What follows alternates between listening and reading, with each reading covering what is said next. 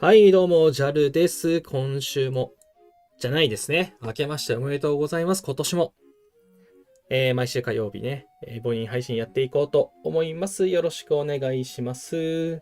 ということで、長谷川さんこんばんは。ザ・スピードスラックさん、明けましておめでとうございます。今年もよろしくお願いします。篠崎さん、コンジャルは寝坊して COC であれませんでした。ということで、カムイさん、コンジャルは明けましておめでとうございます。ということで、はい、皆さん、コメントありがとうございます。明けましておめでとうございます。もっこさん、明けましておめでとうございます。今年もよろしくお願いします。ということで、はい、皆さんコメントありがとうございます。いやー、明けましたね。私ね、もう1月1日、日付変わってすぐ初っ端からね、キングダムハーツ2配信とかをしていたんですけれども、はい、後ろでね、エボニーもやっていましたということで、エボニーのね、振り返りをやっていこうかなと思っていますということで、カムカムさん、明けじゃるわ、明けじゃるわということで、コメントありがとうございます。はい、スピードストラックさんから質問来てる。なんだブラッドバフやってると思いますが、ジェムの消費が激しくて完了できません。10万くらい表示させているのですが、装備品1個は完了できないのです。装備品1個でどのぐらい使えますか？また、王様装備でやる必要はないですかねということで、10万どころじゃないですね。200万ジェム使いましたよ、私確か。えっとね、どれだけだっけな？ 200 万で済んだかな？いや、めちゃくちゃ使いましたね。はい、めちゃくちゃ使って、しんどかったので、100%にしてないんですよ、私。これね、ごめん、なんか歩兵の声色くなってふざけたやつついてるもんな。はい。この辺のね、見ていただくとわかるんですけど、騎兵の防御のね、フラットバフ、金、オレンジ、紫とかね。私100%にしてないんですよ。はい、もう9大点でいいやっていうことで、はい、これもね、黄色、オレンジみたいな形で、あのーこれ、そう、強化のジェムがしんどすぎて、これね、ロックをね、1、2、3ってつけると、1回の強化で6000ジェム使うじゃないですか。はい、もうね、進めば進むほど辛いんですよ。で、はい、200万ジェム以上かけたことだけ覚えています。ということで、これね、10万どころじゃないです。もっとジェムを用意して、頑張るしかないかなっていう、はい、運との戦いになりますね。はい、これエンブレムと一緒で、沼コンテンツ辛いやつなので、はい。で、王様装備って言ってるのが、ちょっと、わか、わからないというか、いや、もしかしたらっていうのがあるんですけど、もしかして、この、王の指輪とか王シリーズの話をしてますかね。だとすると絶対やめた方がいいです。はい。今すぐやめてください。必ずアケメネス以上です。はい。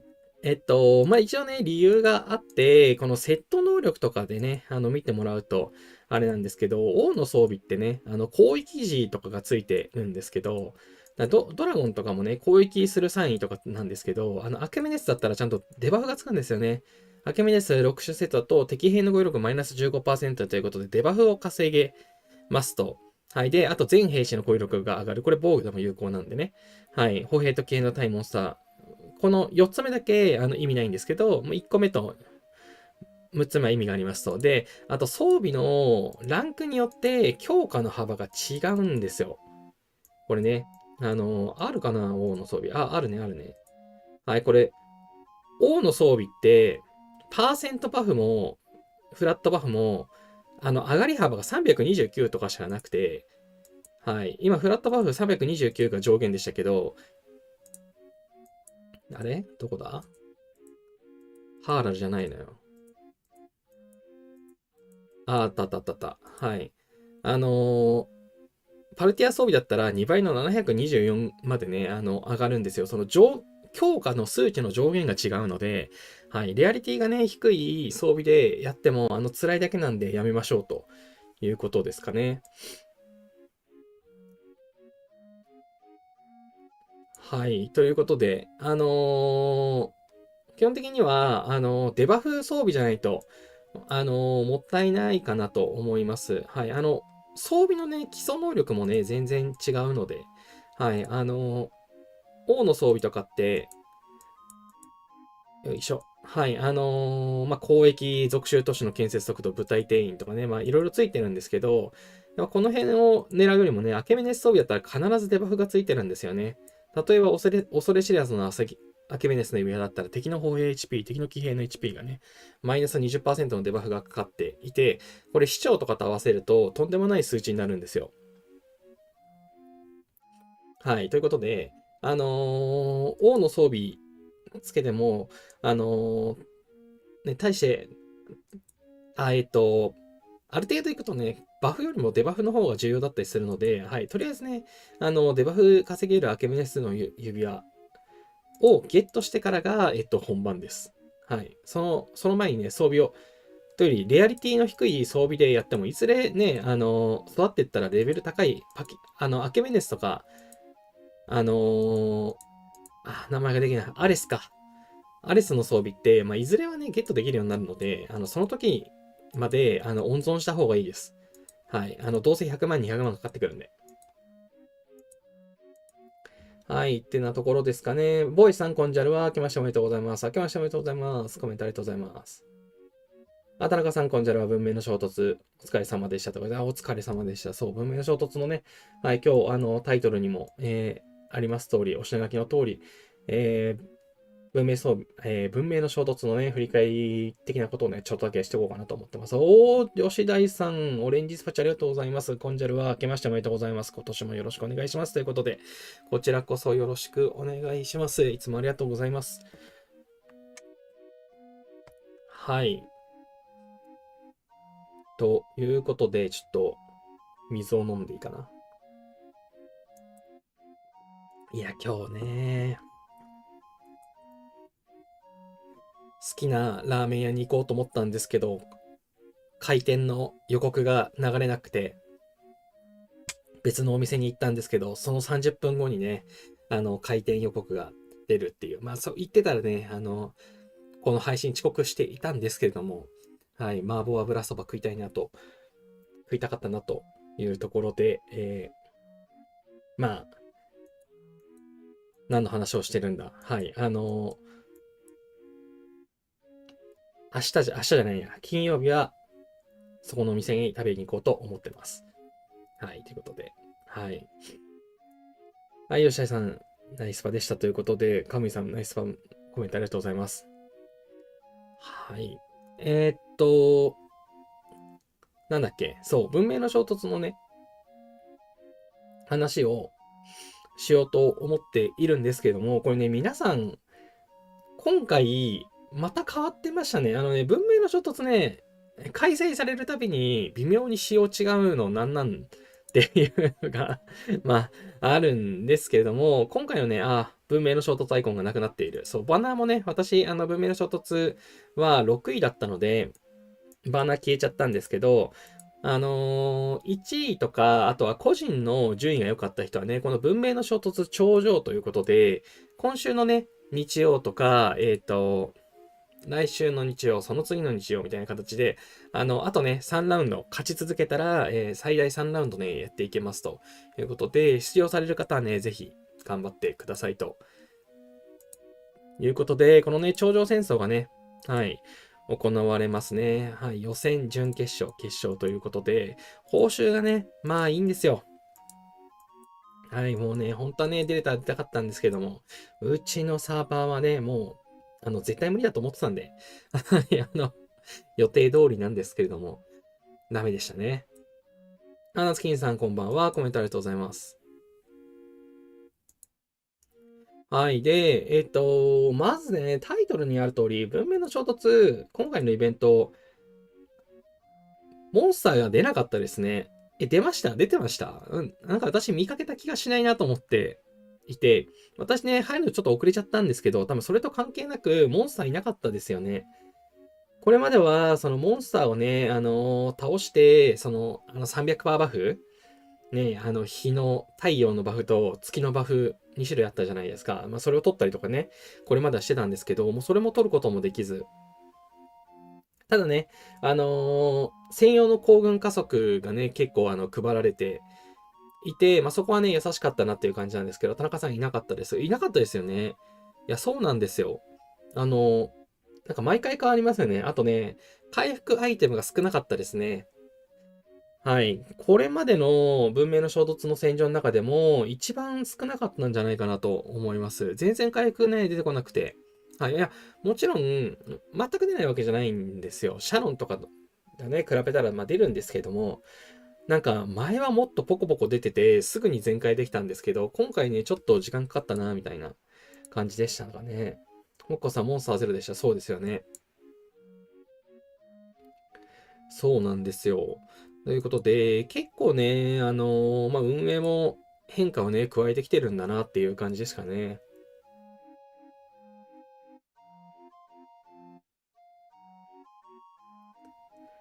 夏キングさん、一度もモンスター使用したことないです。そうなんですか。あれですよね。前出てたのも使用したことないってことですね。いや、もう私は使用してましたよ。殴る前には必ずモンスターをぶっ潰して、300%バフを手に入れてから殴るっていうのをね、けなげにやってました。ムーンさんこんばんは。モンさんいなかったですね。ムーンさんコメントありがとうございます。あれかな、ララさんサーバーのムーンさんで合ってるだろうか。初コメありがとうございます。モンさんいなかったですよね。モッコさん、テントも少なすぎてあまりかそう、いや、そうなんですよ。テントも、まあ、あるにはあるんですけど、その少ないから、競争率がめちゃくちゃ高くて、すぐなくなるんですよね。はい。シャロンほどひどくはなかったものの、あんまり回復しないなと。サダタモンさん、コンジャルは、年末年始の配信は、実家の弱電波では受信ができて明けましておめでとうございます。今年も楽しい配信をお願いいたします。こちらこそ、ありがとうございます。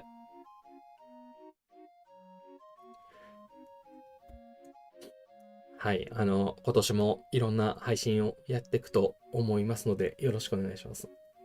でもさ、ハピジャルは、なんか、ハピトク祭りっぽいな。ローソンっぽい。はい、コンジャルワです。コメントありがとうございます。はい、ということで、私ね、文明の衝突の成績は、サーバーとしては、まあ、王国はね、第6位で60コインでした。はい。まあ、これね、できればね、5位になりたかったんですけど、6位はもう全然、確実にね、1個王権装備は交換できるっていうので、まあまあまあまあ、十分でしょうと。のんさん、ハッピーニューイヤーアケジャル、アケジャルは派閥とハピジャルは派閥が生まれたということですね。文明の衝突、はい、個人ポイントということで、これね、危なかったんですよ。これね、終わった瞬間のランキング、51位だったんですよ。でも、多分、ラグで、その後ね、ポイントがずれて48位になってて、いや、ほんとよかった。はい、これね、文明の衝突、お疲れ様でしたとか、なんかめっちゃ言ってますけど、私、実は、8時からね、10時が文明の衝突だったんですけど、私9時から麻雀の予定があって、麻雀配信してたんですよ。で、麻雀しながら、スマホで、ずっとね、片手間に文明の衝突やっていて、これマジで51位だったらマジで悔しかったんで、そう、このね、50位までが、50位まででリワード切り替わっちゃうんですよ。51位か1位からはリワードがしょぼいやつに。別にしょぼくないんですよ。いいリワードなんですけど、ね、位置ずれるだけで、ね、大きな違いだったので、ほんとね、48でよかった。はい、ということで、もともとね、50位以内に入りたいなと思っていたところでの、予定通りの、入賞がね、できてよかったなということで、4万ジェムと、ルンソン箱160、金枝20、24時間スピードアップ100ということで、はい、もう十分美味しいですね。よかったです。まあ、なんかね、そんなにやれてないんですけれども、ちょこちょこね、防衛をね、稼げてね、良かったっていうところなんですよね。のんのさん、私の COC のマッチングが若いサーバーが強すぎてボコられました。サーバーの若い順で勝っていましたね。いや、それありますよね。若いサーバーの方が、課金額が高いんじゃないか説がありますよね。はい。テこ入れというか、勢いがね、違うんでね、それ、すごくあると思います。はい。尖って強い人が強い、いるんですよ。全員が強いわけじゃなくて、強い人がめちゃんこ強いっていうのがね、多いですよね。夏キングさん、かけらみつこ、羨ましい。っていうことは、あれですかね、1位とか2位とかですかね、サーバーランキング。素晴らしい。違うな、なんか夏キングさんどっかで見た気がするな。1位でしょ、確か。そう、1位だとね、1位だとめっちゃ交換できるんですよね。あれ、もうないか。もうないか。もうないな。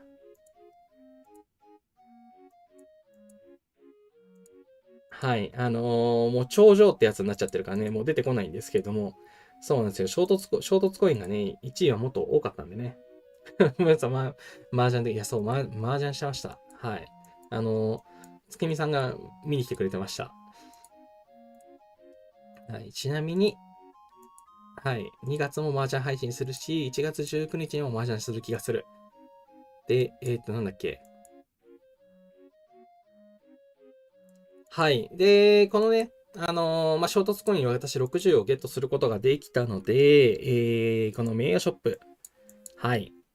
文明の衝突ということで、これね、あと5が足らないのよ。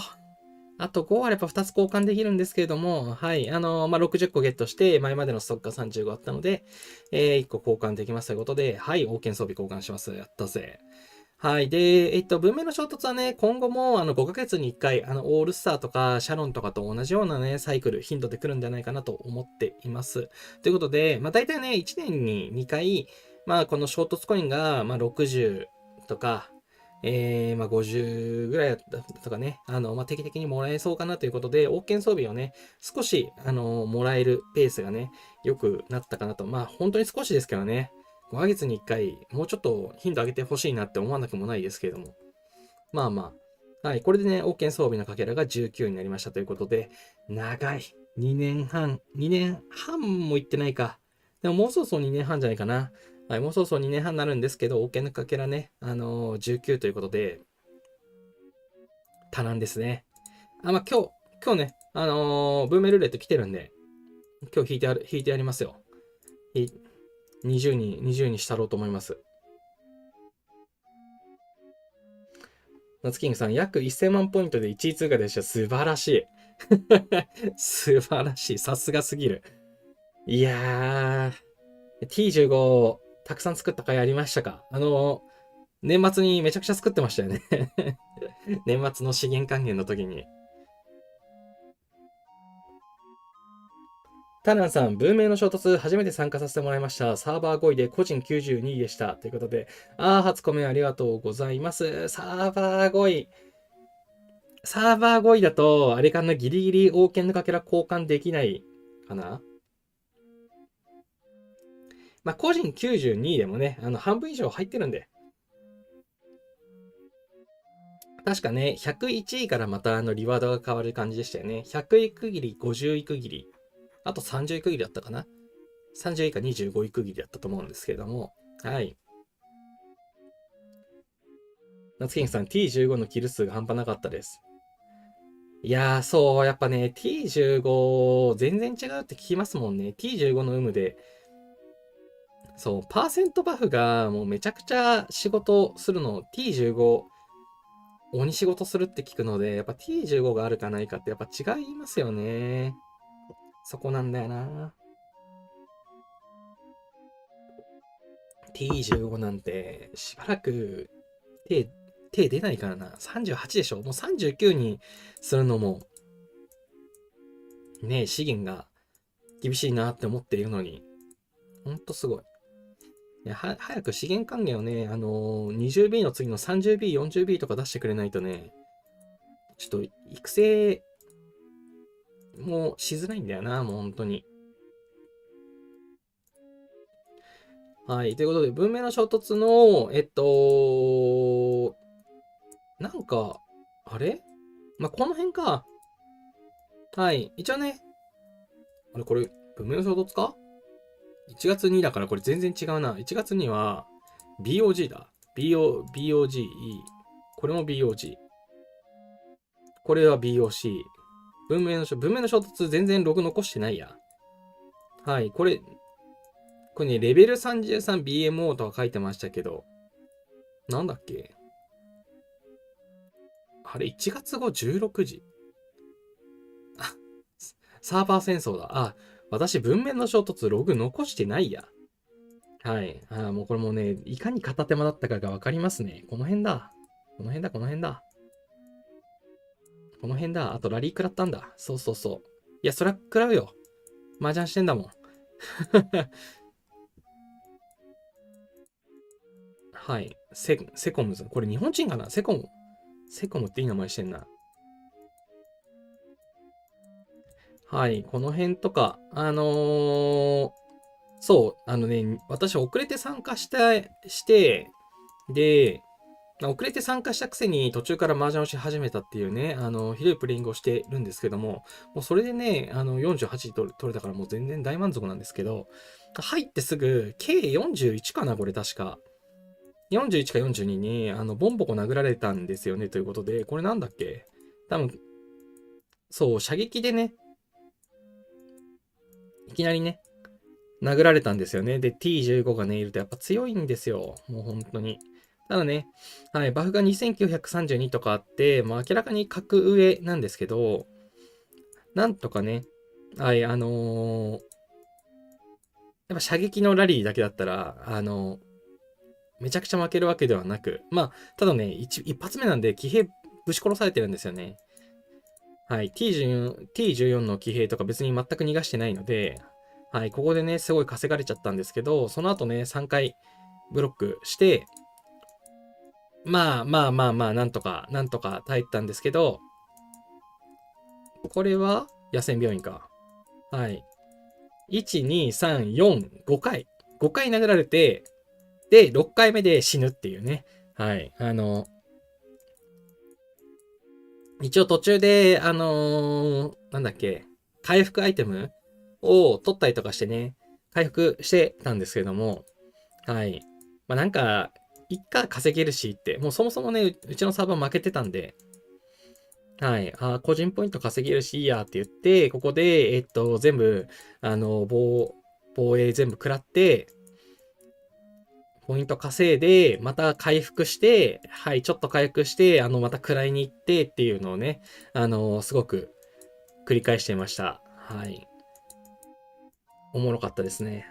あのーサーバーの、うちのサーバーのメンバーが、もうほぼほぼ、PVP 強強面が多分、2人とか3人ぐらいしかいなくて、大体ね、モンハンメインの方が多かったんですよ。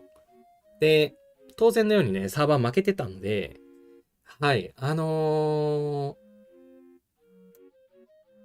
だろう、気兼ねなく個人プレイができてはい、これは防衛でポイント稼ぎに行こうって言って、はい、たくさんね、攻撃を食らいに行くことができて楽しかったですね。はい。もう、回復しては食らいに行き、はい、これね、また、ディビンさんのとこにね、わざわざ行って、この人殴ってくれるから行こうっつって行って、めっちゃ楽しかったです。モッカさん、4000%のバフを体験できてよかったです。いや、4000%バフやば。4000%バフは、一撃で消し済みにされそうだな。ヒカさん、コンジャルは次の COC0 時スタート、消費還元1月からレベル増えるって話ありましたが、今週来ますかね？これ、1月からレベル増えるって話って、どこでありましたっけ？なんかお知らせではなかった気がして、その話どこなんか、何回かね、そういうコメントを見かけた気がしたんですけど、なんか、X とか Facebook ですかね。なんか、お知らせではなんかなかったからな、どうなんだろうな、みたいに思ってたんですよね。はい。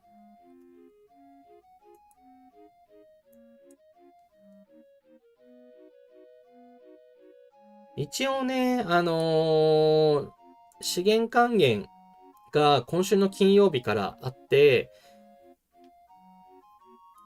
1月からってなると、今週の金曜日、もしくは、そのスピードアップの還元がね、また、1月の24日にあるんですけども、そこがね、リワードが増えるんだとしたらそこだとは思うんですけども、ログインリワードが増えるみたいなのもあったはずなのに、ログインリワードも別に増えてないんですよね。これ、よくわからなくて、ログインリワードが増えるみたいなのって確かお知らせ来てたよな。お知らせ来てた気がするのに、ログインギフトイベントリワードが大幅にアップグレードされました。毎日のログインで以前よりも豪華な無料リワードを獲得できます。大幅にアップグレードってなんかあったっけ？ログインギフトってこれだと思うんだけど、これじゃないのかな？大幅にアップグレードされた気がしないんだよな。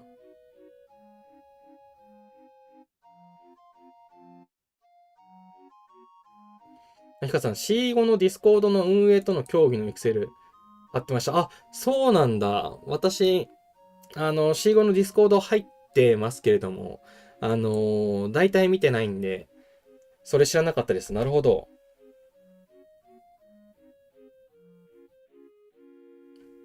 ホショルモンさん、消費還元レベル増えるんですか？そう、そういうっぽいコメントをいろいろ見かけたんですけど、その根拠情報は運営との協議のエクセルっていうのは、そんなのがあるんだ。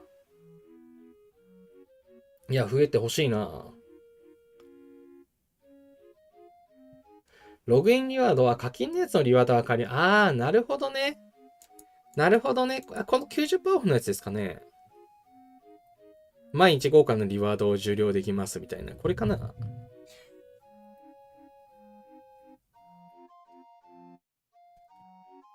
？2000ジェムが200ジェムに変わってる。それとも、なんだっけ？どれだ？これか？勇者のお助けパッケージか。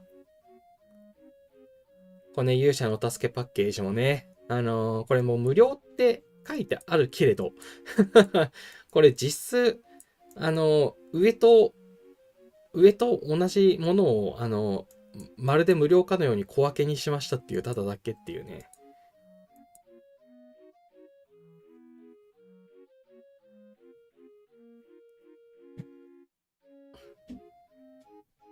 Thank you for your comment, Sunset. ナイス。7日間の。あちょっともうついでに。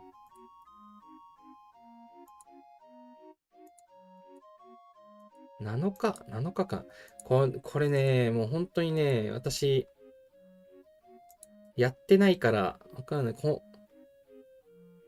週間カード。あ、違う。どこから行くんだ？これだ、これだ。これか。これのこの右側のリワードか。そうなんだ。これ、覚えてないけど、確かにこれ秘宝ボックス出なかった気がする。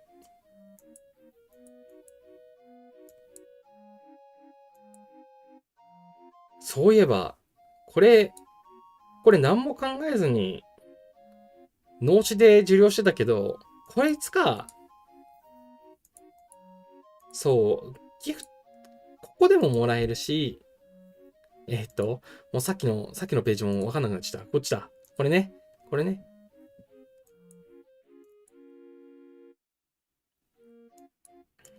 へー。99で昇格のかけら5個なので結構お得だと思う。これか。昇格のかけら専属。いつの間にか増えたアイテムのやつですね。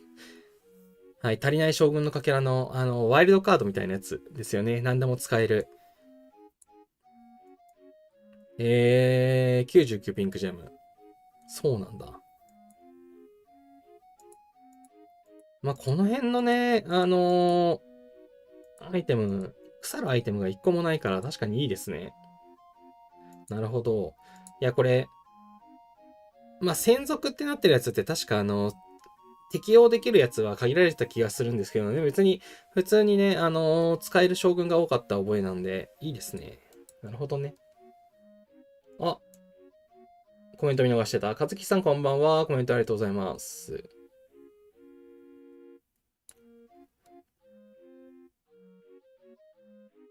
はい、夏キングさん、私も0時スタートの寝落ちするかも。かずきさん、僕は COC22 時からです。ということで。はい、これ、そう、ランダムなのがね、厳しいですよね。今回って、そうか、時間が前回のとちょっと違うのか。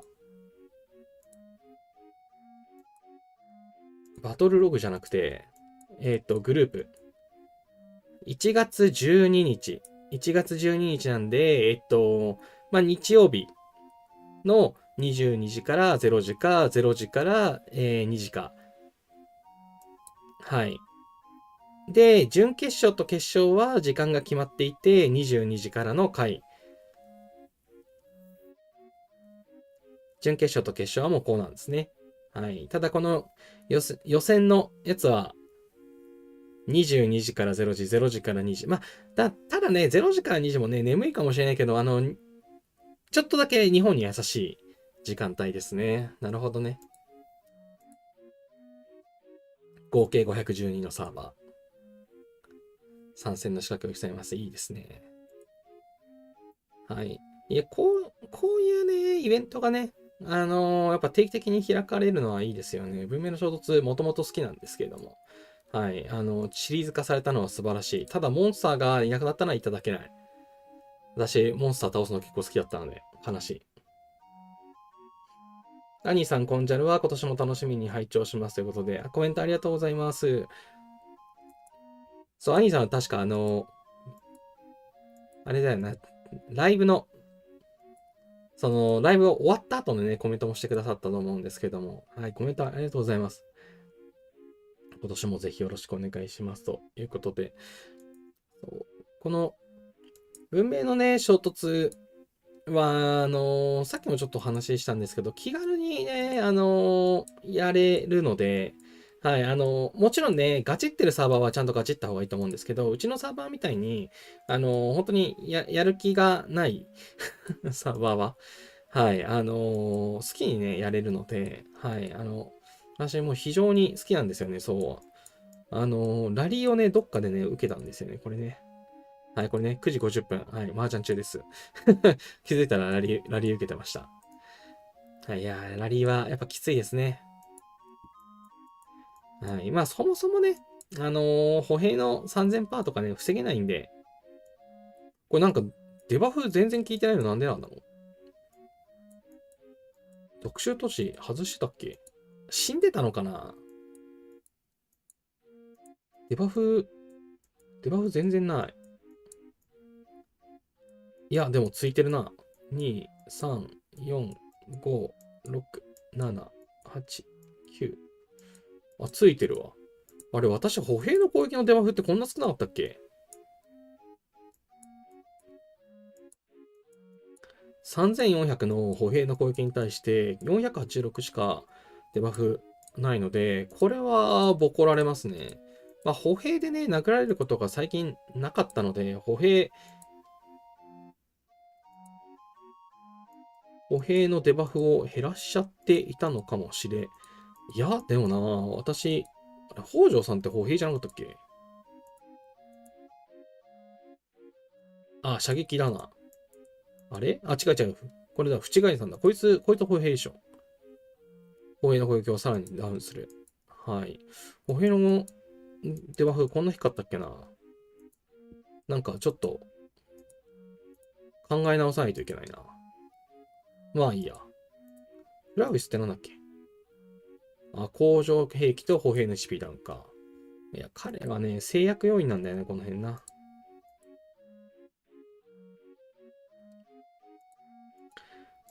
属州将軍が死んだのかなと思ったんですけど、今なんか、ログに出てたっぽいんですよね。不思議。ただ、私多分これ直前で連続で攻撃受けてるから、まあ死んでた可能性は大いにあり得るですね。あ、ちゃんと見れば死亡とか書かれてんのかな。生存。兵が。いやでも兵生きてる。いや、私多分最近、歩兵のデバフがしょぼいのかもしれない。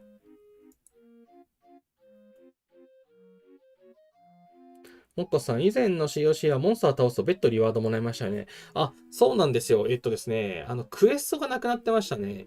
今回。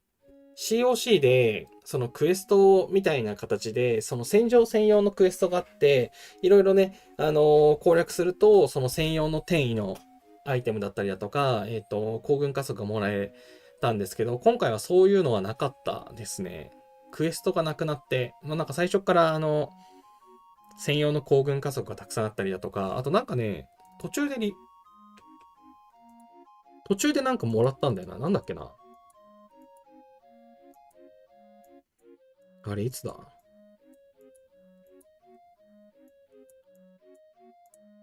これだ。この戦場で、君主様が勝利を収める力になるため、私たちは以下のプレゼントを用意しました。これログインした瞬間にやっぱもらってんだ。はい、私ね、遅れて参加して8時42分参加してるんですけど、参加した瞬間に、行軍加速、戦場専用の行軍加速が1200、で、戦場専用の、テレポートが、12個。ということで、戦場専用のテレポート少なかったんだな。へえ。じゃあ、これは手持ちも使ったかもしれない。はい、今までは、これらの加速とか転移の巻物が、クエストみたいな形でね、配られてたんですよね。あと、その他にも、なんかクエストでいろいろ、なんか、物をね、もらえた気がしたんですけど、ちょっとね、そういうところも変わってましたね。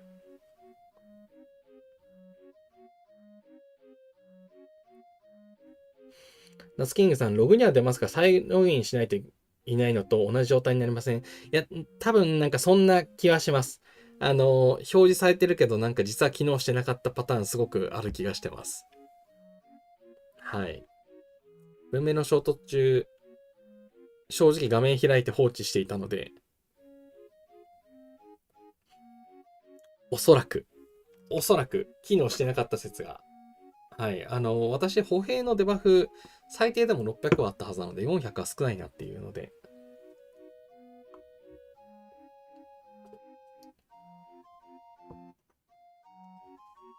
モッコスさん、そう、クエストで、そうなんですよ。クエストはね、なくなってましたね。残念です。ノノさん、そういえば防衛官の坂にオッツァが機能するか分かりましたか？あ、それはですね、私が直接試せてはなかったんですけれども、あの、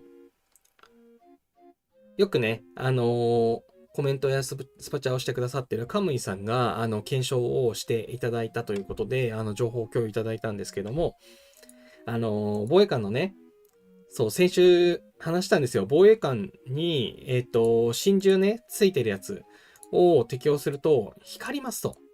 はい。これね、灰色になってないんですよ。ちゃんと色がついてるから、もしかして機能するんじゃないかみたいなね、話。はい。ドラゴンもね、灰色にならないじゃないですか。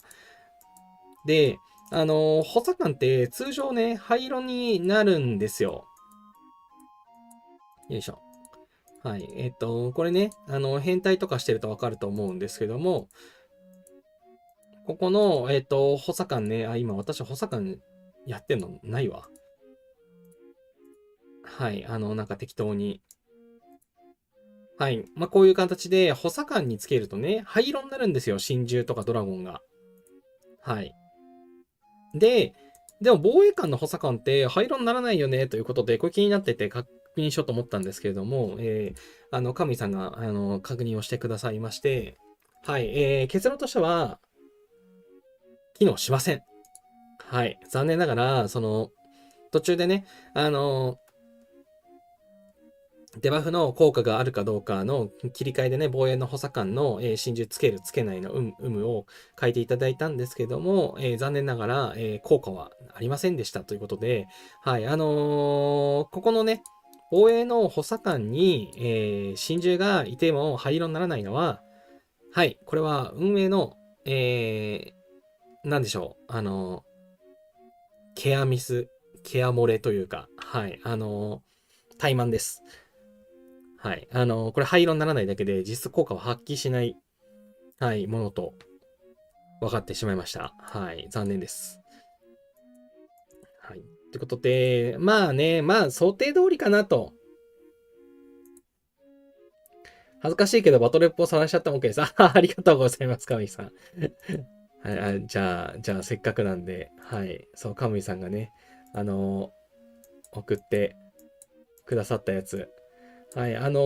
防衛補佐官の真珠を試していただ時の、補佐官熊のなしバージョンとありバージョンのね、2個バトルレポを送っていただいていますと。で、はい。このね、防衛の騎兵の、デバフ、HP デバフが、クマもちゃんと見に行った方がいいか。クマ。はい。往生防御をする際に敵の騎兵の HP が、まあ、マイナス、私だったらね、これマイナス40%ってなってますと、はい。まあ、レベル10にしただけで品質上げてない状態。で、まあ、マイナス40%してくれますと。で、補佐官についていたら、まあ、このね、騎兵の HP が下がるはずだよねと。特に防衛補佐官なんで、はい、往生防衛するときにね、なってますよねというところじゃないですかと。はい。で、しっかり試していただきましたということで、よいしょ。はい。このね、防衛の、HP のデバフ、657%。はい。クマさん、なしバージョン。次、クマさん、ありバージョンのログを見に行くと、映らない。ちょっと待って。657。よいしょ。2回目。657。ということで、残念ながらね、ちゃんと時間違うよね。21時05分と16時11分。はい。ということで、はい。別の人からね、攻撃を受けているんですけども、はい。騎兵のね、攻撃が1980で十分に高いです。こっちも1437。間違えた。見る場所が違う。HP か。1323、657。これ、あれだな、マックスになっちゃってんな。こっちはでも1737だから、はい、こっちはね、本当なら、1800、1800じゃないか、900、800ちょいか、850とかには、行くはずなんですよね。はい。でも、熊ありなのに657止まりっていうことは、やっぱり聞いてないですよね、と。はい。ということで、まあ、残念ながら、防衛の補佐官に、まあ、熊をくっつけても、というよりも、補佐官はやっぱり、まあ、真珠とかドラゴンの、能力、まあ、発揮しませんというのが結論かなというところですね。はい、657。こっちも657ということで、騎兵の HP に対する手バフがね、残念ながら効いていませんというところでした。はい、ということで、カムイさん、詳細なレポートありがとうございます。非常に助かります。私、やれてなかったので、SVS で試すかなとか思ったんですけど、先に試していただいたので助かりました。工作さん、こんじゃるは、こんじゃるはコメントありがとうございます。モッカさん、以前はグレートをしてたような気がします。そう、私もそうなんですよね。なんか前、灰色になってた気がするんですよ。いつの間にか灰色にならなくなって。いや、多分、なんで、やっぱ運営の、バグだと思います。で、なんていうか、運営は損しないので、ね、ユーザーが勝手に勘違いして、やるかもしれないけれども、運営は損しないでこういうの治らないんですよね。運営が損する系のやつってすぐ治るんですけど、あとは影響力が強い人の文句かな。そういうのをすぐ反映すると思うんですけど、はい。まあしばらく治らないでしょう。まあ残念ながらね、防衛官のやつは効かないっていうのは、防衛官っていうか補佐官か、効かないっていうのはまあその他もね、同じなので、まあまあそういうもんなんでしょうというところで、はい。ちょっとね、先週の配信ではね、もしかしてワンチャンとか言ってたんですけど、ダメでした。はい。アニーさん質問です。JAL さんの真珠すぐにレベル10にされてますよね。真珠エキスポどのように稼いでますか？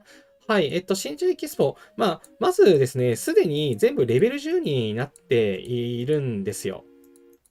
正確には、キュービのキツネ、違うな、どれだっけペガサスか。そう、ペガサスだけやってないんです。で、これ明確な理由があって、同盟総動員のエキスポアップのクエストにペガサスがあるからです。はい。ペガサス使う予定がないから、別に上げる必要もそんなにない。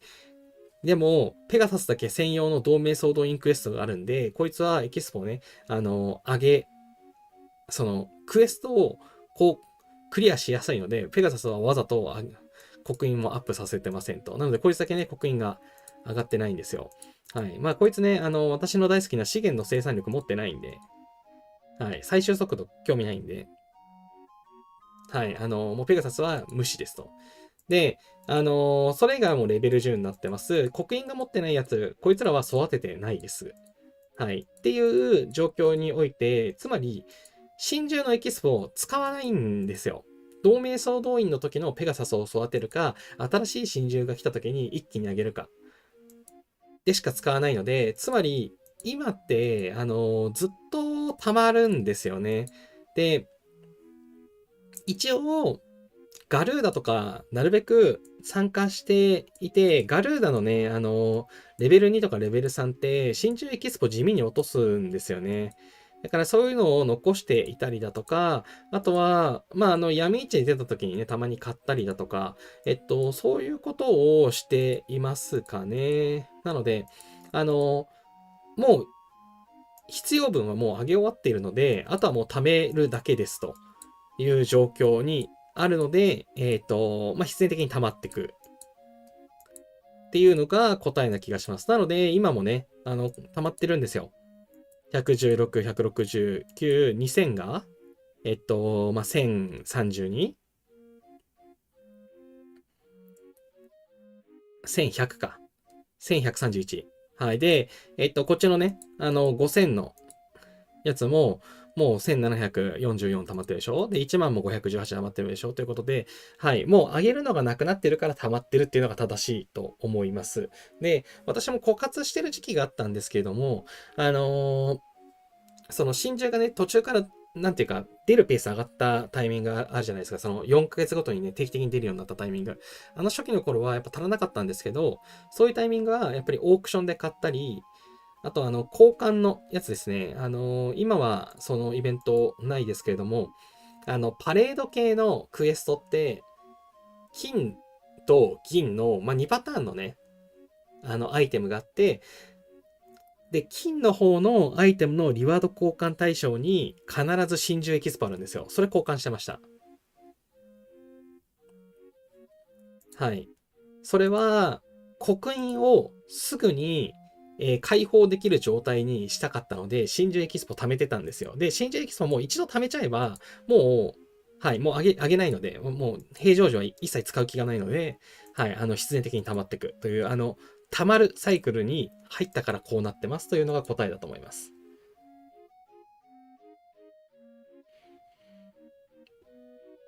はい。なのでね、今も、貯め続けてます。はい。もう、なので、もう闇市とかオークションで買うタイミングがね、もうなくなってはいますね。はい。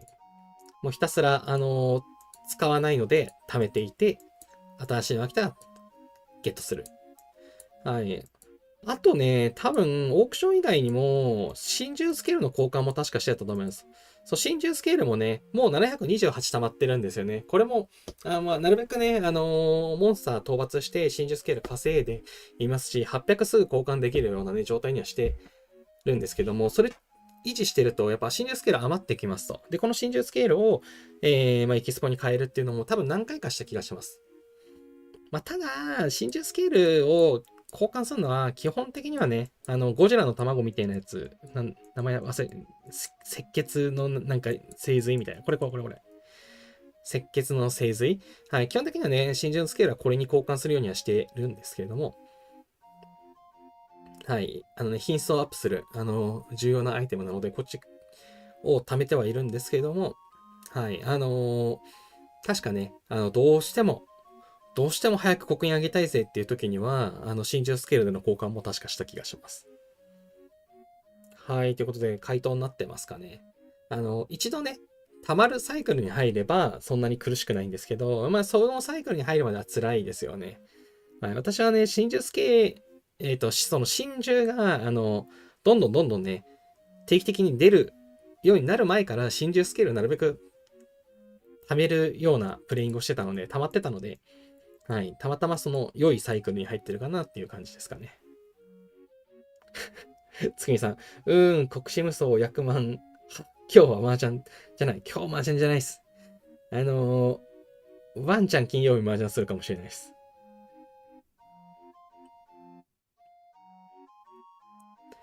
そう、麻雀ね。麻雀楽しいんですよね。麻雀はね、そう、配信がね、しづらいからね。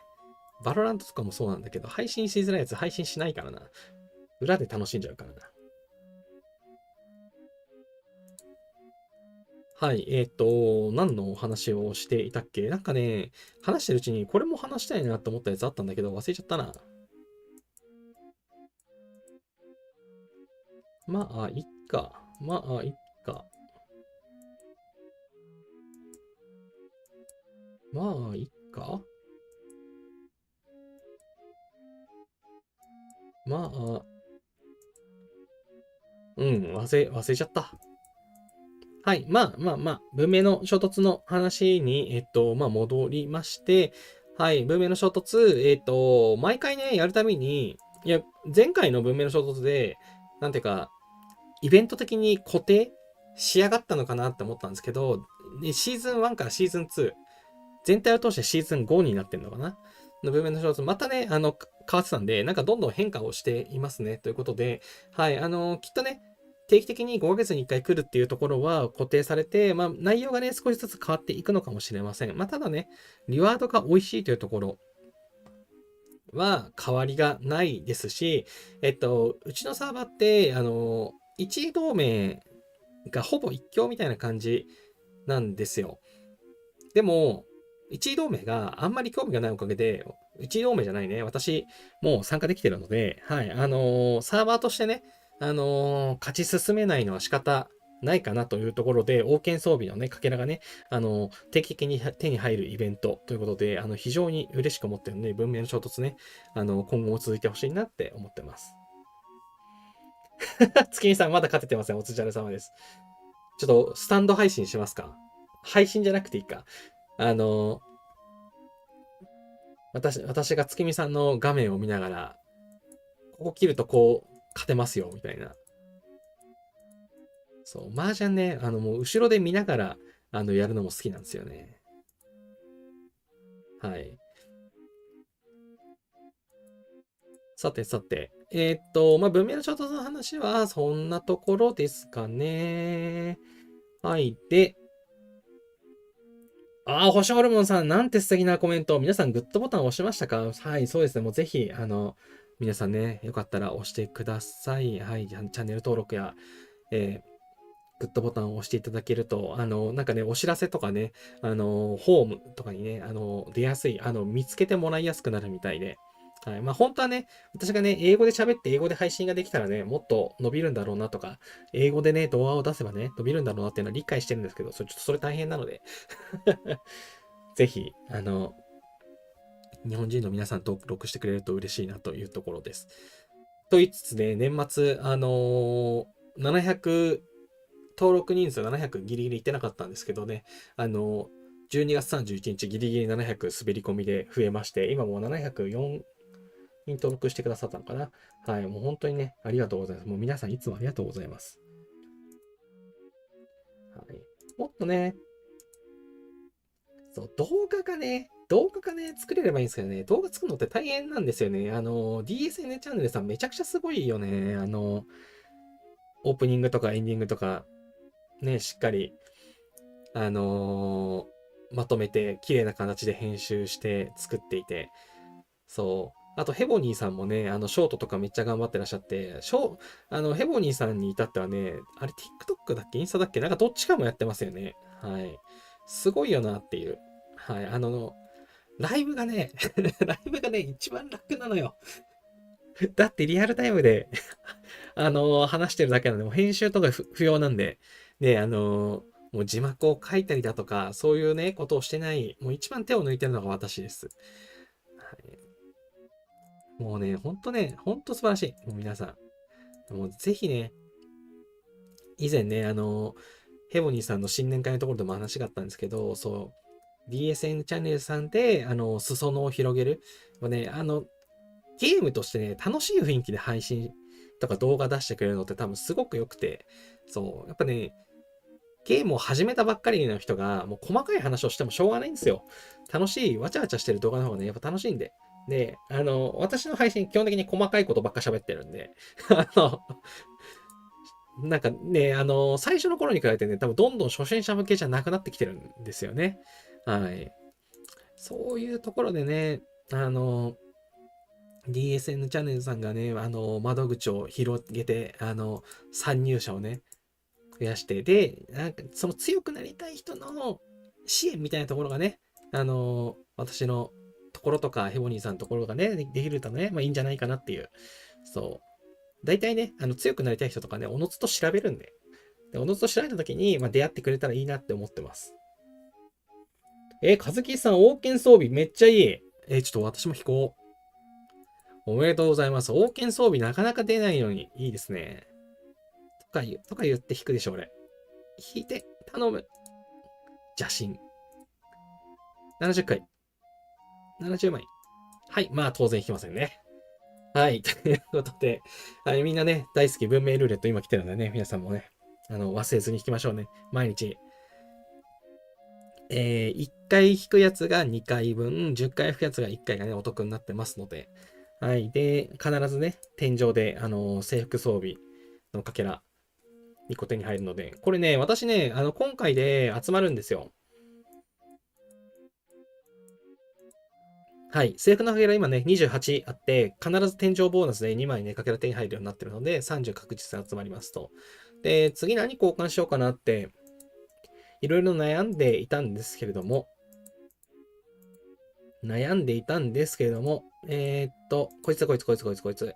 平安セットを交換しようかなと思っていますと、今ね、コテを持っているんですけれども、このヘルメットか、このね、星。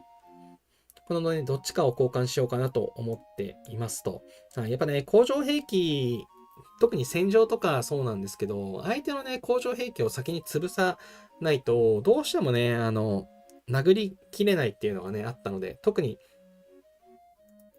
赤い羽をチャレンジするときとかって少人数で戦っていくことになるので、十分なね、火力がないと、少ない人数でも十分な火力を出したいなとなってくると、やっぱりね、工場兵器の火力大事だよなというところで、はい、セットバフでね、敵兵の攻撃力が下がるというところもありますし、まあ、工場兵器のね、HP が、上がるそうだよね。右側の装備って確か HP が上がるので、そう HP を上げることができるので、殴るときはね、防御力も大事ですよね、ということで。はい、今、軍産をね、使っているんですけれども、はい、この工場兵器の HP がね、上げたいなと思っています。はい、ということで、はい、これ、一番最初の冒頭でもあったんですけども、この装備、もう途中で変える気満々なんですよ。はい。制服のかけらって集まりやすいので、比較的。なので、私、強化全然してないんですね。これも、もう強化を早くしなきゃいけないなと思ってるんですけど、いずれ使わなくなる装備を強化できるほど、ジェムは余ってないので、ジェムはカツカツなので、はい。もう私はもうね、一切育てません。揃ったら育てる。ということでね、はい、頭か腰、どっちにしよっかなって思っています。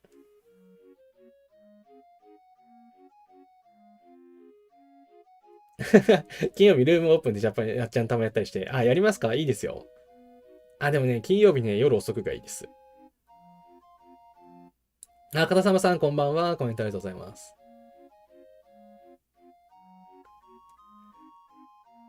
ザ・スピードストラックスさん、文明装備は文化遺産をアンロックしてなくても入手できるんですか？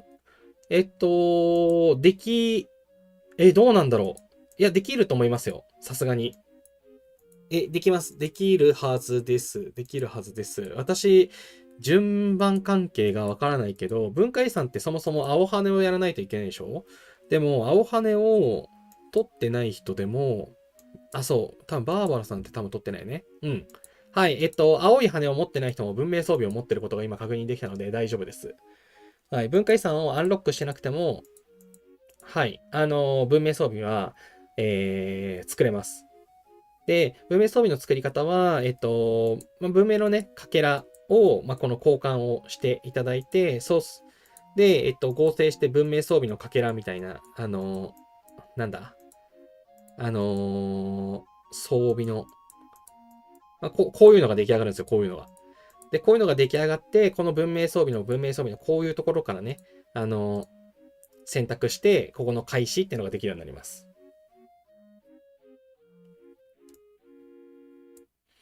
はい、なので、はい、特に文化遺産のアンロックは関係ないので、ご安心くださいと。片様さん、ロムルス文明装備って全文明装備の巻物宝箱2というあだ名宝物じゃない手に入るんですかね。あれそれを変えるからうんちゃらみたいなので、なんか一回お知らせありませんでしたっけ。出ないのかな。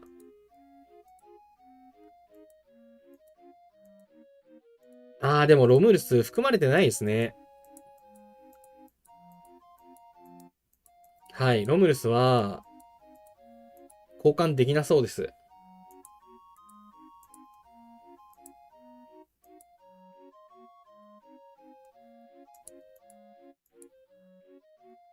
ロムルスのブーツの巻物。よいしょ、ゲット。不思議な道で手に入れたロムルスのブーツの巻物を使って合成しましょう。はい、手に入りませんね。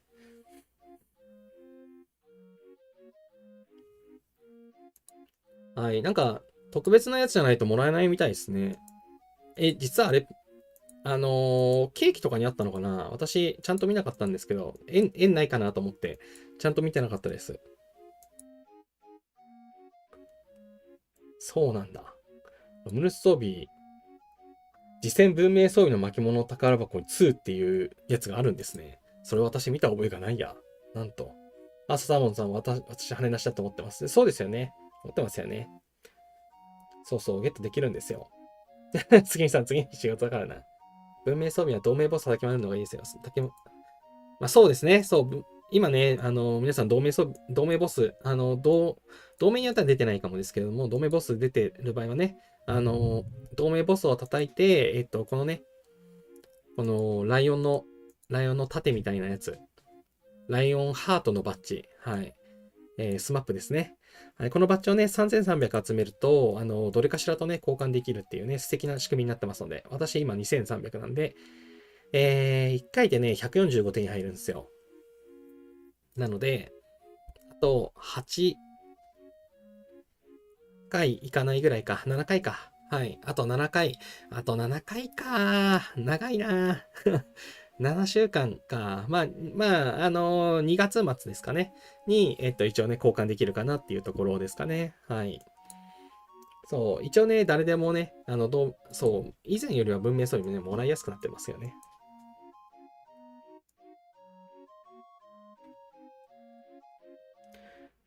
ザ・スピード・スラックさん、鍛冶屋のレベルも関係ないんですよ。関係ないと思いますよ。だって、文明装備の合成ってこっちですもん。文化遺産から作るので。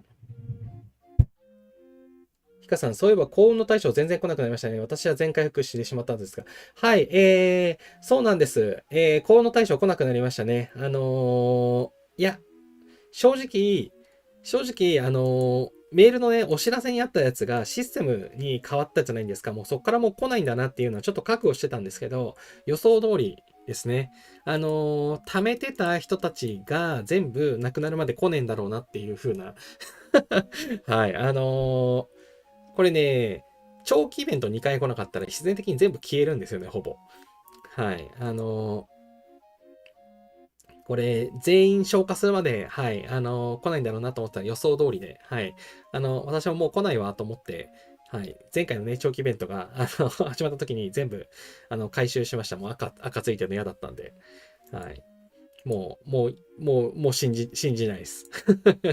まあ、貯めてね、稼ぐのは、まあ、運営的にはね、想定してなかったやり方なんだろうなとは思いますね。残念です。同盟ボス戦ったことない、小同盟の悲しさ。同盟ボス戦ったことないのか、それはちょっと同盟が小さすぎる気がするな。単純に絶対人数が少ないってことですよね。活躍度が足らないので。それはね、居心地いいのかもしれないけれども、もし強くなるのを前提にするなら移動を検討した方がいいかもしれないなと思ったり、まあ、何を優先するかは人それぞれなんで、あれですけれども、同盟ボスは、一応ですね、同盟ボスは5人、6人か。6人ぐらいいれば、なんとかレベル1なら召喚できるんですよ。経験上。はい、6人同盟でね、こいつ出してたんで。そう、ただこれ結局、皆さん毎日活躍でやってくれないと出ないんで、はい。そう。ちょっとね、同盟ボスやれないのは、機械損失がめちゃくちゃ大きい、辛い気がします。はい。時間かかるけど、これ救済システムだと思うので、はい。これね、王権装備まで、ね、手に入る、ね、装備の左側が手に入る、非常に素晴らしいイベントなんで、まあ、私ね、3回やって、右しか出てないんですけれども。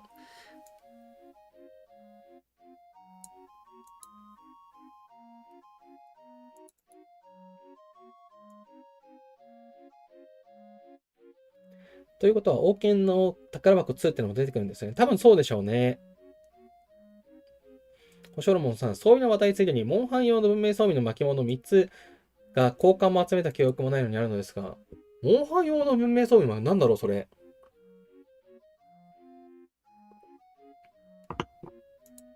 私はそれ持ってないですね。モンハン用って竜陸のかけらの話してますかね。私が聞いた話ですと、昔って文明ルーレットじゃなくて、文明装備のかけらをね、たくさん配ってくれるという正し方はわからないな。イベントのリワードで文明装備のかけら1個もらえるみたいなね、そういうイベントが、昔は開催されていたようで、その時のものの可能性はあるんじゃないかなってちょっと思いますね。ヒカさん、文明装備のところにまず王城33にしましょうって言ってますよ、オルトテは。あ、そうなんだ。じゃあ最低33必要なんですね。はい、ありがとうございます、情報。そう、これね、過ぎてしまうともう覚えてないんですよね。で、K33 の頃ってもう文明装備のことを作れるレベルではなかったので、かけらも全然溜まってなかったんで、意識したことなかったんですけど、そうなんですね。はい。まあ、火事場ね、アレス装備を作るためにも、確か火事場って33、33だったよね。アレス装備じゃないか。火事場レベル30、なんで33にしたんだっけなんかで33必要だったんだよな。あ、違うのか。私、火事場33になってんのは、文明装備のために33にしたんだ、きっと。はい、そういうことですね。火事場33必要だと思いますので、私も33にしてます。王城33にしましょうか、でも。でも私、火事場33にしてんのなんでだろう。なんか理由がありそう。暇だからあげたのかな。その可能性あるな。まあいいや。これ詳細とか出てこないよね。めっちゃ音鳴らすやん。ないや。はい。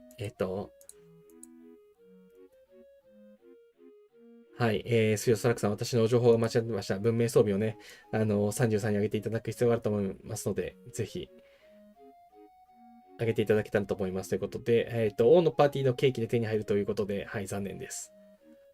ライオンのバッジランキングリアードでもらえますね。あ、そうなんですよ。私、それでさっきね、145っていうのを言ったんですけども、そう、同盟ボスはね、殴った、まあ、ダメージのね、リワード、個人リワードで130もらえて、あと、私はね、だいたい100以内に、間違えた。100以内に入るので、毎回15プラスでもらってるんですよね。というので、ここ、ランキングリワードのこのリワードの詳細っていうことで、単回ダメージランキングリワード。はい。ここですね。私はだいたい、90、80位から90位ぐらいのね、位置でフィニッシュすることが多くて、この銀欠のライオンハートのバッジを15個、もらっていますと、追加で。はい。なので、ちょっとだけね、はい。通常の130よりも少し早く、ライオンハートのバッジを集めていますと。はい。このね、50より上に上がるのは、ちょっと厳しそうなので、狙ってなくて、そう、私のね、狙いは100位以内だったんですよ。で、今はこの200位以内でももらえるようになってるので、5個。はい。前まではね、これ103位ぐらいに位置してても5個もらえなかったんですけど、今はね、もらえるはずなので、はい。はい。そう、前はね、この単回ダメージランキングが100位で切れてて、100位より上見えなかったんですよね。はい。これ途中でね、ちゃんと仕様が変わったので、今は、多分100位から200位のところのリワードもしっかりもらえると思うのでね。はい。皆さん、同盟ボス、はい。参加できる方はぜひね、頑張りましょうというところですかね。のんのさん、同盟ボスで高麗の夢を手に入れました。嬉しくて AC でずっとスクショ貼ってました。素晴らしい。おめでとうございます。それは大勝利。大勝利。カミさん、私もゲットしたら嬉しくてやっちゃいました。そうですよね。星折馬さん、そうそう、竜。ここ最近になぜかありました。そうなんだ。私、竜陸持ってないですよ。なんかイベントあったんですかね。はい。私は配られてません。残念ながら。竜陸欲しいな、もう。あ、おしょるもんさん33はアケメネスじゃなかったでしたっけ？ヒカさん、アケメが33でアレスが3、アケメがそうだ、アケメが33か。じゃあ、意識せずとも文明装備は作れるようになります。まず、アケメネスをね、アケメネスを作れるようになるところからの PVP スタートなんで、はい。あの、デバフがね、充実してからが、はい、PVP スタートです。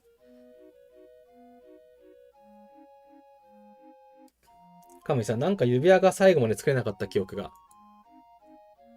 指輪って条件なんだっけ？神殿か。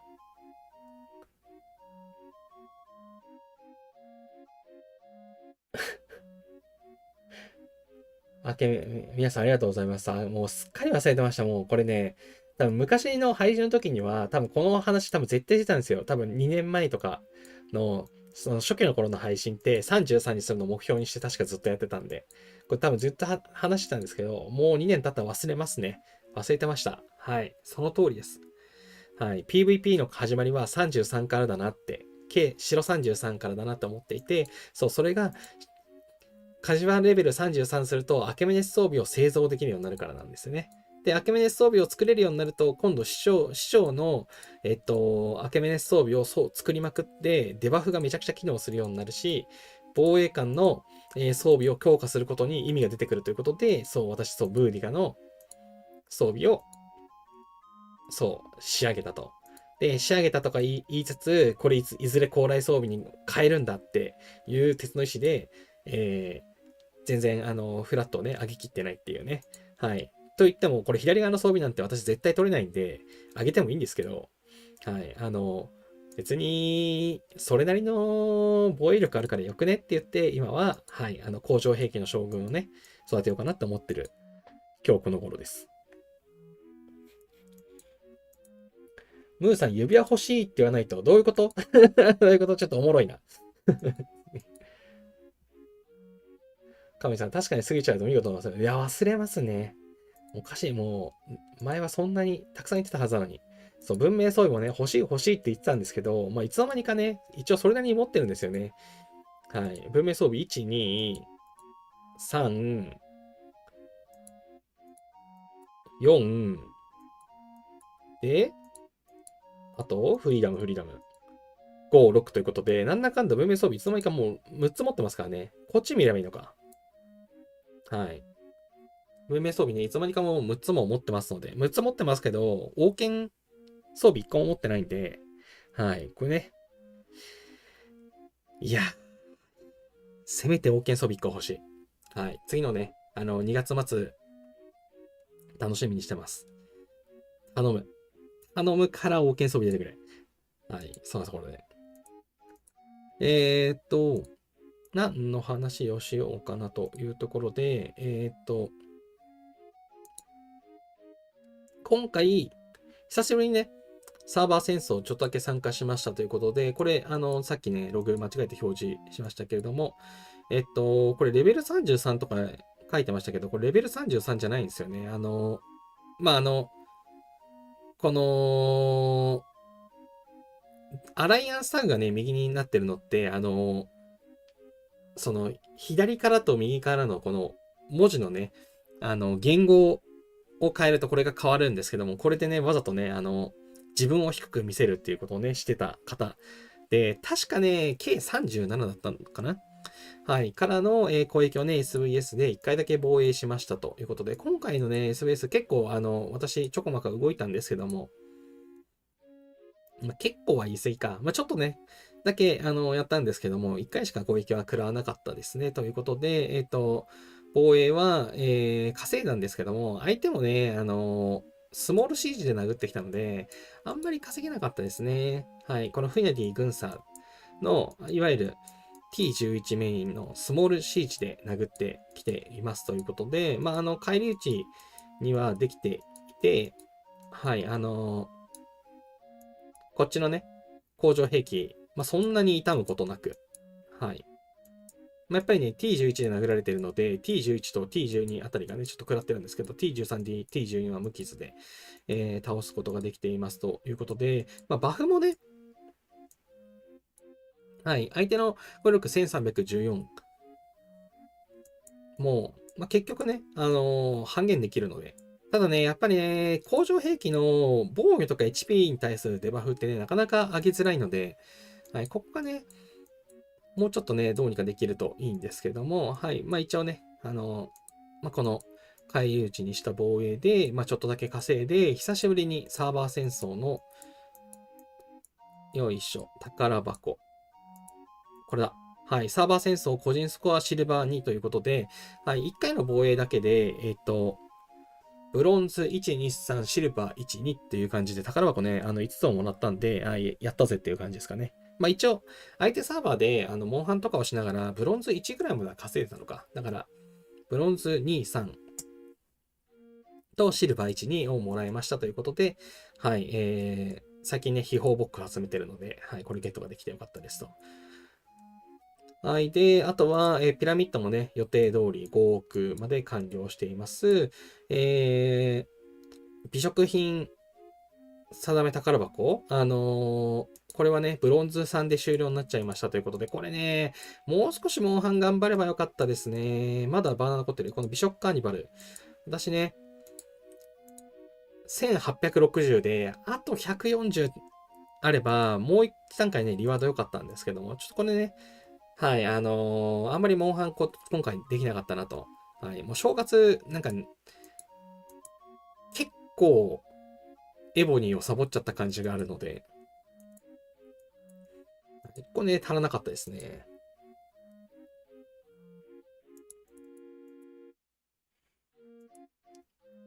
お、ムーンさん、ドラゴンもアクエミネスの指輪だけ来ないんです。指輪来づらいってことですか？指輪だけいっぱい開けてるってことないですか？指輪ってアケミネスは違うか。ドラゴンなんか指輪はね、ダブルドロップ2倍があるから、結構率先して作るから、これだけなんか減りがちな。で、かけらにね、この辺とかを、する関係で、ドラゴンの餌に、できてなかったりだとかね。そう、アケミネス装備のやつ、結構私この分解でかけらにしちゃってたんですけど、まさかね、ドラゴンの餌にできるようになるとは思わなかったんでね、これもったいなかったよな。ザ・スピードサラックさん、今白35、でも他の施設は馬小屋だけ35で3、4レベル低いから、まだまだこれからです。あ、そうなんですね。火事場は33になってますかね。火事場を33にしてアケミネスをぜひ量産してください。月見さん、ドラゴン装備の指輪の分け物がなかなかもらえなくて、SGF で指輪おねだり女子が多かった時期がありました。指輪おねだり女子。なるほど。何指輪かな。のんのさん、シージ来たら警部のゴーストを解除した方が良いと言われたんですが、次のアーチャーが怖くていつもできないです。ラ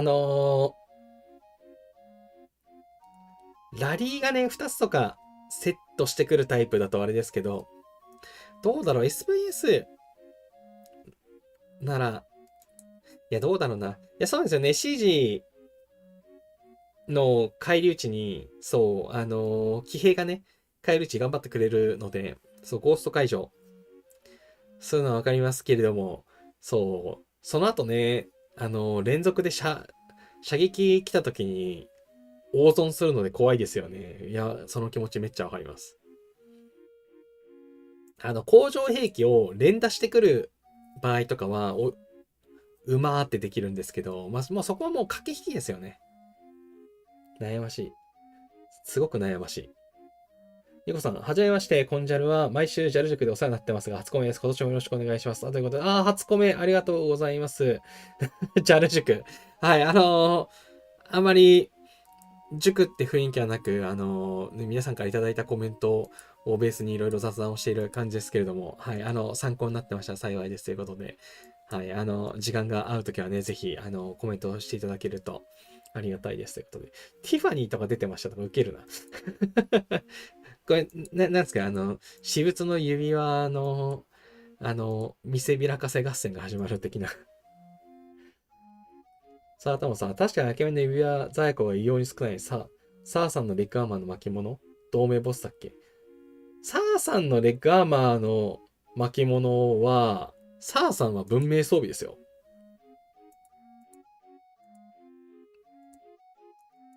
なんか、一番右の、これじゃないですかサーさんのレッグアーマー。かけらじゃなくて巻物あるんですかそれ合成できるんじゃないどういうことだどういうことだよね。それやばいな。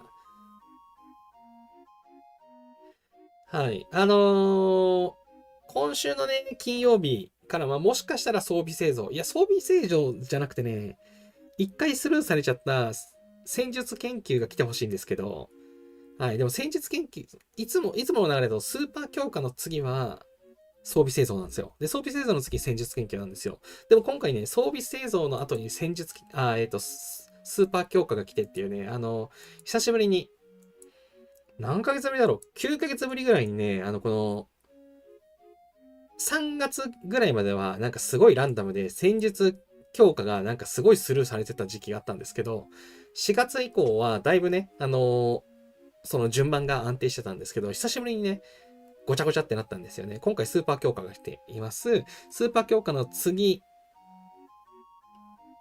がちょっと装備制度になるのか、それとも戦術研究なのかわからないんですけど、もしね、装備製造が、来た時には、ぜひ、そのサーさんのレッグアーマーを、はい、製造開始すると良さそうですね。合成した記憶とかないんです。怖い。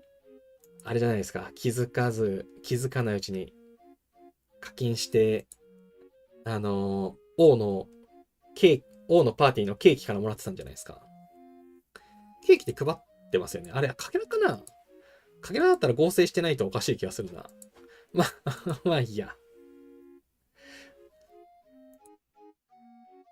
はい、そのところで、今回はね、久しぶりにちょっとだけ、サーバー戦争をやりましたということなんですけれども、残念ながらね、サーバー戦争は、よいしょ。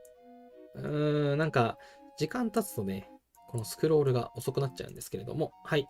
私全然稼いでないんです。8700万稼いで、君主ランキング16位ということで、今回はね、少なめな、ポイント変動でしたが、ちょっとね、負けてしまいましたということで、現在ね、絶賛亀中です。まあ、亀もね、明日の9時には終わるので、そんな大したあれじゃないんですけども、はい、デュークさんさすがですね。さすがの1位でございます。ということで、今回はね、この HME っていう、同盟が、結構頑張っていたみたいで、羽をね、多分まだ取ってなかった、このチェロッキーローズさんがね、青い羽をね、取得していてよかったなというところですかね。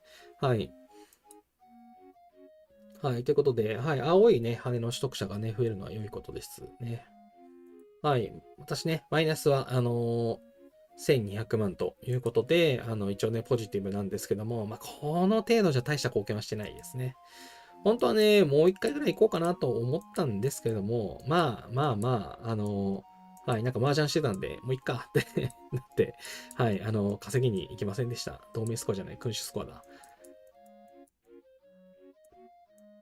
はい、ということで、まあ、サーバー戦争をね、やった理由はね、そろそろ捕虜が減ってきたぜということでね、捕虜確保と、回復のスピードアップの還元の、回復、まだ回復したいしなということでね、はい、回復をしに行ったという次第でございましたと。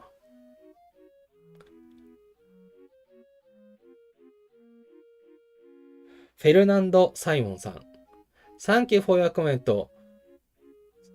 965。965ってさ、この英語のね、その、数字、つい日本語で喋っちゃうんだよな。でも、どっちみち、この方多分フランス語かなんかで多分、伝わらないかもしれない。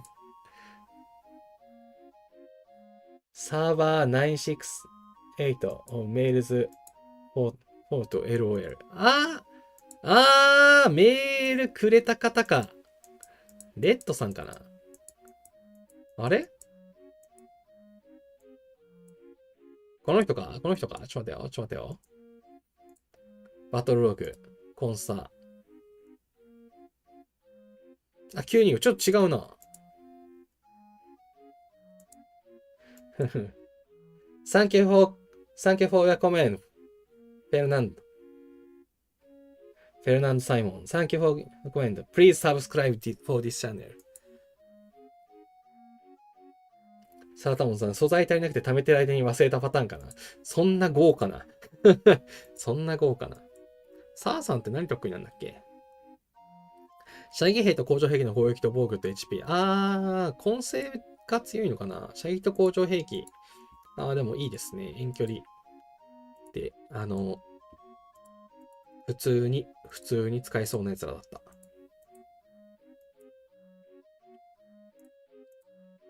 はい。ということで、サーバー戦争をちょっとだけ久しぶりにやりましたよという話。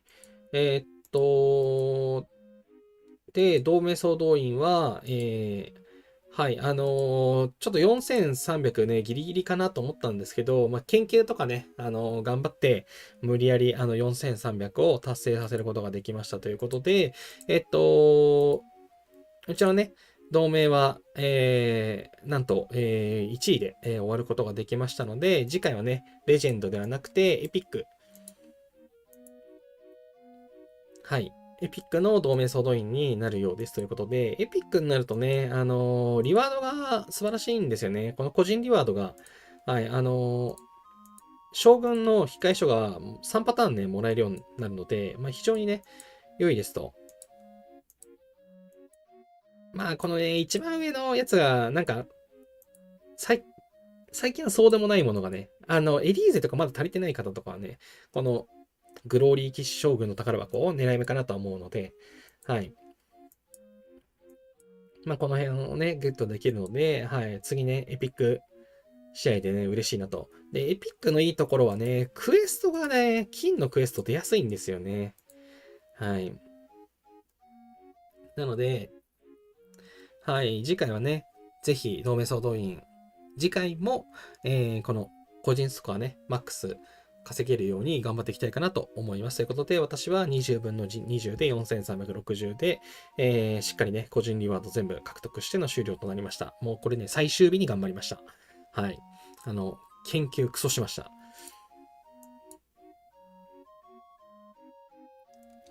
ブラジル。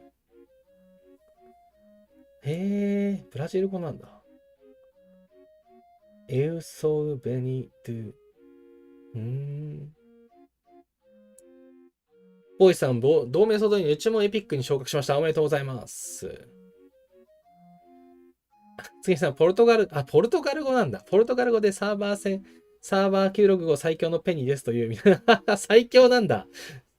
すげえ。五条悟じゃん。サーバー965の五条悟なのね。Thank you for your comment, Penny.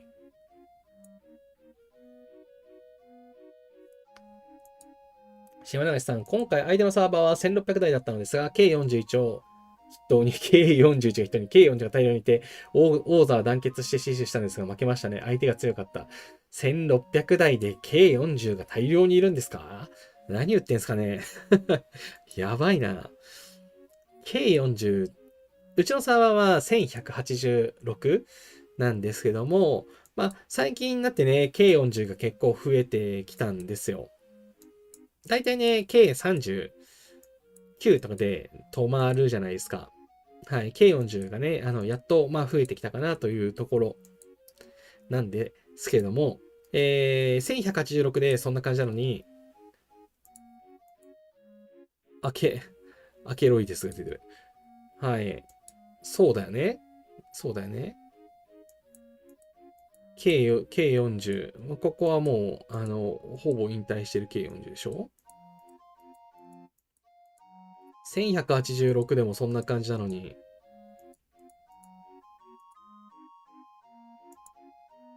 1600で K40 いっぱいいるんだ。すげえな。うちも K40、うちのサーバーも K40 そんな数えるほどしかいないけどな。すげえな。ああ、レガシーが K40 になっとる。いや、そう、最近ね、K39 も増えて、そう、なかなかね、ランキングがきついんですよね。そう、ワールドボスのランキングも20位以内に、入れてたんですけど、K39 が増えてきて、さすがに、勝てなくなってきて、でもね、K39 はしばらく無理よってなっていて、一応ね、私の計算上というか、計画上では、この5月かな？ 5 月ぐらいに K39 になるかなと思ってるんですけど、はい。K39 になるかなっていうのは、この5月ぐらいには、この軍事研究所の研究が終わっちゃうんですよ。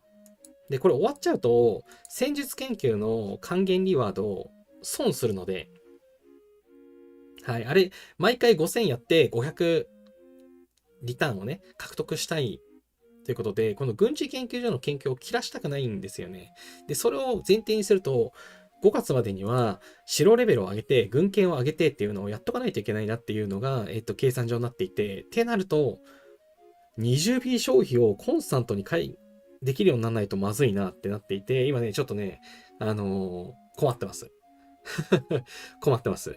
で、そう思い出した。文明の衝突の話で、先週のね、配信で文明の衝突期間中って、まあ、太陽のバフ、月のバフが手に入りますと。で、その太陽のバフの300%バフが遠征でも使えるぜっていう話がね、ヒカさんから教えていただいたやつがあったと思うんですけど、まあ、それをね、やりましたということで、ずっとね、止まっていたレベル210をしっかり超えることができましたということで、はい、210のね、この遠征ですね。はい。バフが、300%バフが、手に入れることができたので、はい。235まで、行くことができましたと。235はね、無理でしたね。バフね、2100は超えられませんでした。そう。300%バフがあって、射撃のバフが2037%なんですけど、はい。遠征のね、レベル235は、相手のバフがね、2100ずつとかあって、ちょっとこれをね、乗り越えることはできなかったですね。はい。それでも、この210ぐらいから210じゃな、だってもうちょっと上だった気がするけど、まあ、この235に上がるまでで、かなり、リワードをもらえたんですよ。はい。そのおかげで、実は今、この資源のストックが 18B とかあるんですよね。はい。ということで、次のね、金曜日からの資源の消費還元は、しっかり 20B 達成がね、もうすでに確約されてる感じかなというところ、ということで、戦勝記念塔。はい、戦勝記念塔をね、レベル6にしようと思いますと。はい、もうね、エピック将軍スターレベル10まで昇格するはもう5名分ね、完了してます。往生レベルも37あります。で、戦力 7.5M 以上のやつ4分の3人所有ってなってるんですけども、まあ、残り1人もね、文明装備のパズルでいけるかなと思っているので、はい。次はね、戦勝記念塔をレベル6にします。で、それによって、この行政庁をね、上げることができるようになるので、そうすると今課題であった工場兵器の、はい、この司令官のね、工場兵器をつけられるようになるので、こいつをね、育てていきたいなと思っていますと。はい。で、この役職レベルアップがね、すぐにできるように、今ちょっとね、この戦績の宝石は使わずに貯めてるんですよ。はい。工場兵器をね、アンロックして、すぐに、レベル上げてやるぜって思っていて。はい。これロックされてるんでね、何が上がるかわかんないんですけど、きっと攻撃時のなんちゃらが上がるっていうのを期待していて。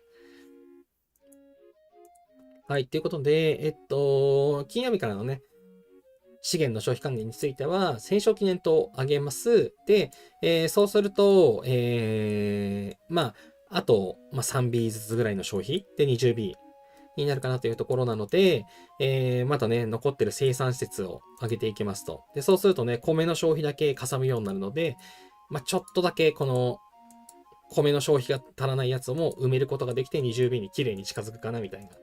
あとはね、残りはね、T1 の騎兵をいっぱい作ろうかなって思っていますと。はい、今ね、T1 の騎兵が私2億3000万なんですけども、やっぱこれはね、3億とか5億ぐらいそろそろ欲しいかなというふうには思っているので、ね、3億から5億、まだ2倍ありますからね。はい、これ、はあ、頑張んなきゃっていうことで、はい。この辺でね、もう資源の消費還元はそんなプランでね、行こうかなって思っています。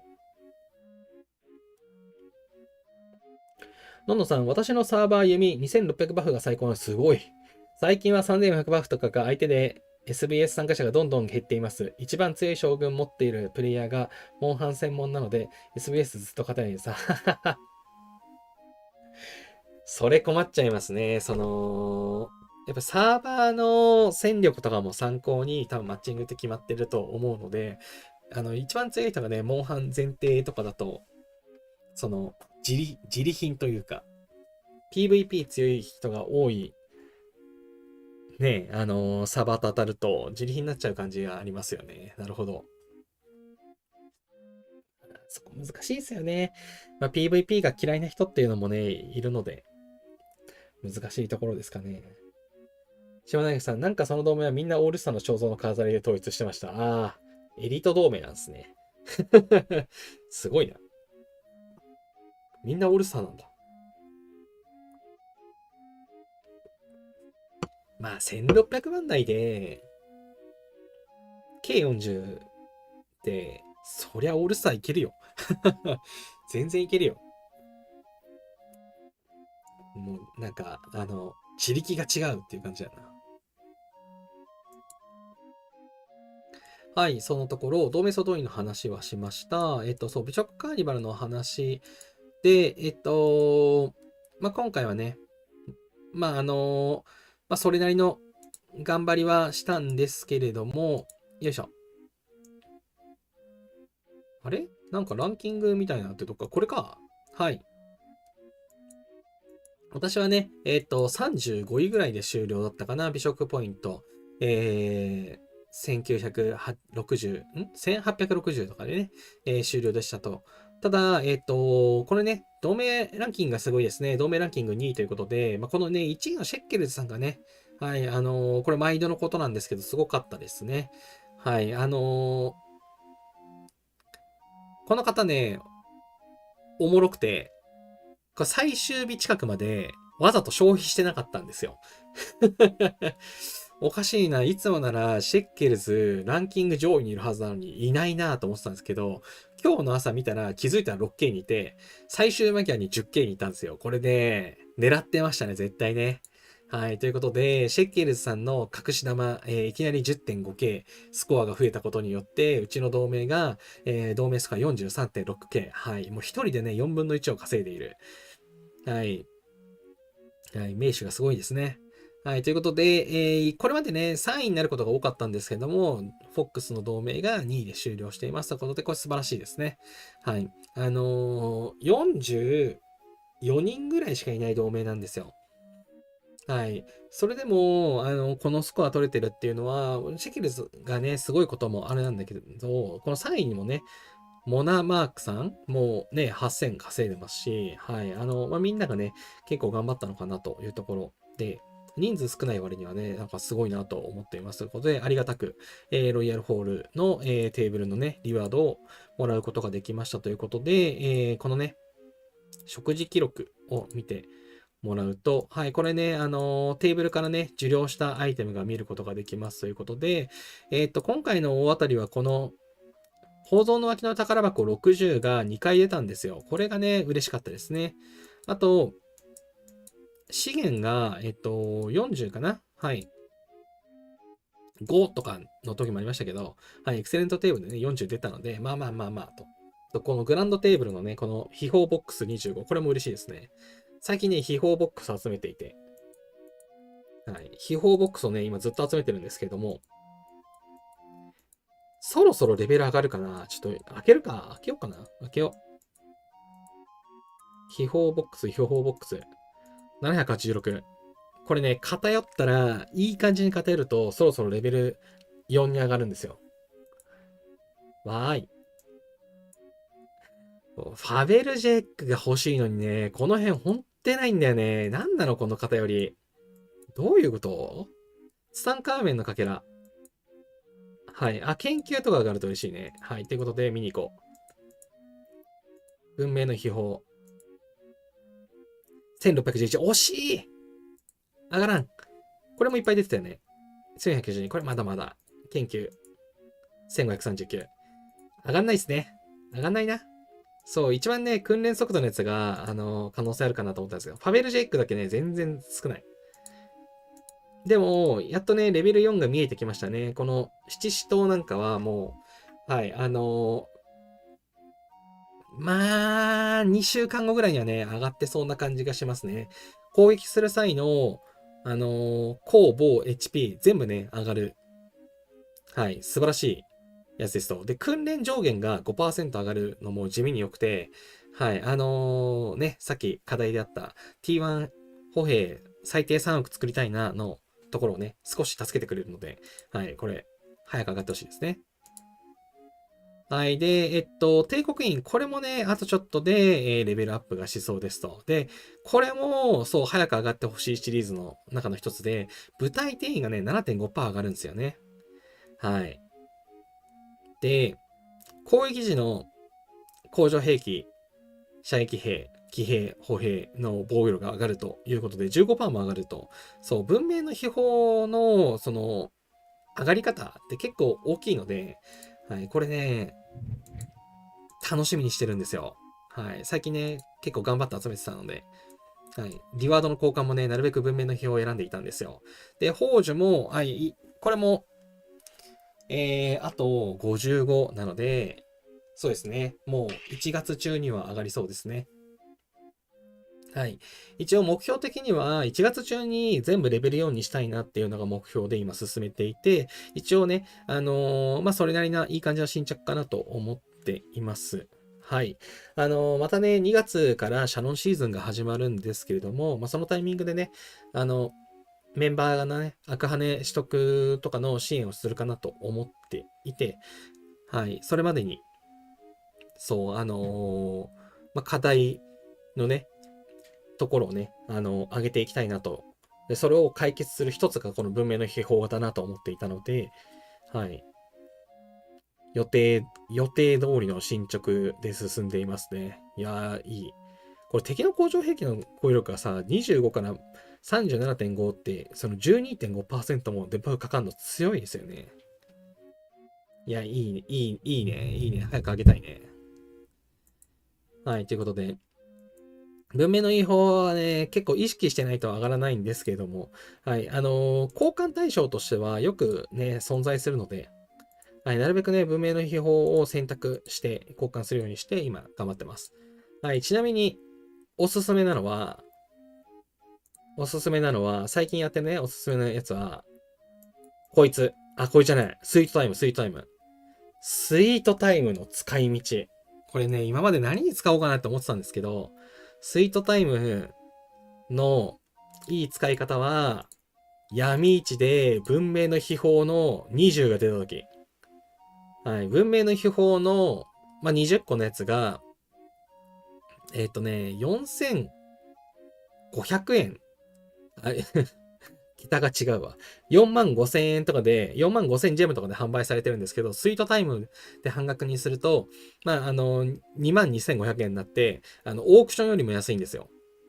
はい。だからね、闇市の半額を使って、ここのね、あのその重複購入をしまくってました。はい。まあ、これ、通常の時はやっぱやりづらくて、長期イベント中ってジェムの消費もね、リワードの還元対象になるので、まあそういう時に闇市で文明の秘宝の20個のね、パックが売ってる時にはスイートタイムを使ってガンガンやってましたと。はい。というので、結構ね、頑張って集めていて、そう、今までね、このリンゴ飴の使い道なくて、30ぐらい溜まってたんですけど、はい。ついにね、あ、これ効率ええやんっていうのを見つけて、闇市で購入しまくってます。リンゴ飴爆食いです。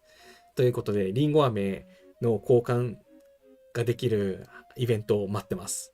そう、これね、リンゴ飴貯めてても使い道ないなって言って、交換をサボった回がね、多分2回ぐらいあって、なぜサボったんだ俺はと後悔してます。はい、もうリンゴ飴が欲しくてしょうがない今。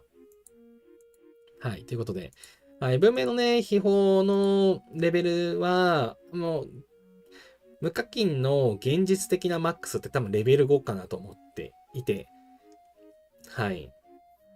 ただレベル5までは、そう、頑張ればね、上げられるかなと思ってるので、まあ、しっかりね、この闇市とか、リワードの交換を駆使してレベル5頑張ろうかなと思ってますと。で、まあ、その次はね、美術品ですかね。美術品のレベルも、そろそろね、レベル5にしたいなと思っているんですけども、まあ、こっちはね、文明の批評よりもさらに大変なので、こっちはね、まあ、地道に、月曜日と火曜日にしっかりモンハンをすることで、薪がね、溜まりますし、あとは、なんだっけ、獅子孫孫みたいなやつ。マヤだ、マヤ。マヤとかでも手に入るでね、マヤとかで一応ね、集めて。文明の標本がレベル5になる頃には、ちょうど美術品も集まるんじゃないかなっていうのを、期待しながらね、今、貯めていますということで、この薪の宝箱は今6000箱ぐらいあったのかな。そうですね。6400今貯まっていますということで、これ1万ぐらい貯まると、この美術品のね、レベルアップに、まあ、近づくんじゃないかなと、確率的には。ワンチャンあるのかなみたいな風に思ってます。ヒカさん、うちはスペンダー待ちでまだテーブル開かれてません。毎回人が少ない時に誰かが来ちゃってテーブル増えなかったので、今回は注意喚起メール。なるほど。テーブルチャージが1時間しかないですからね。そうなんですよ。課金する人がいる時にね、やった方がいいので。なるほど。いいですね。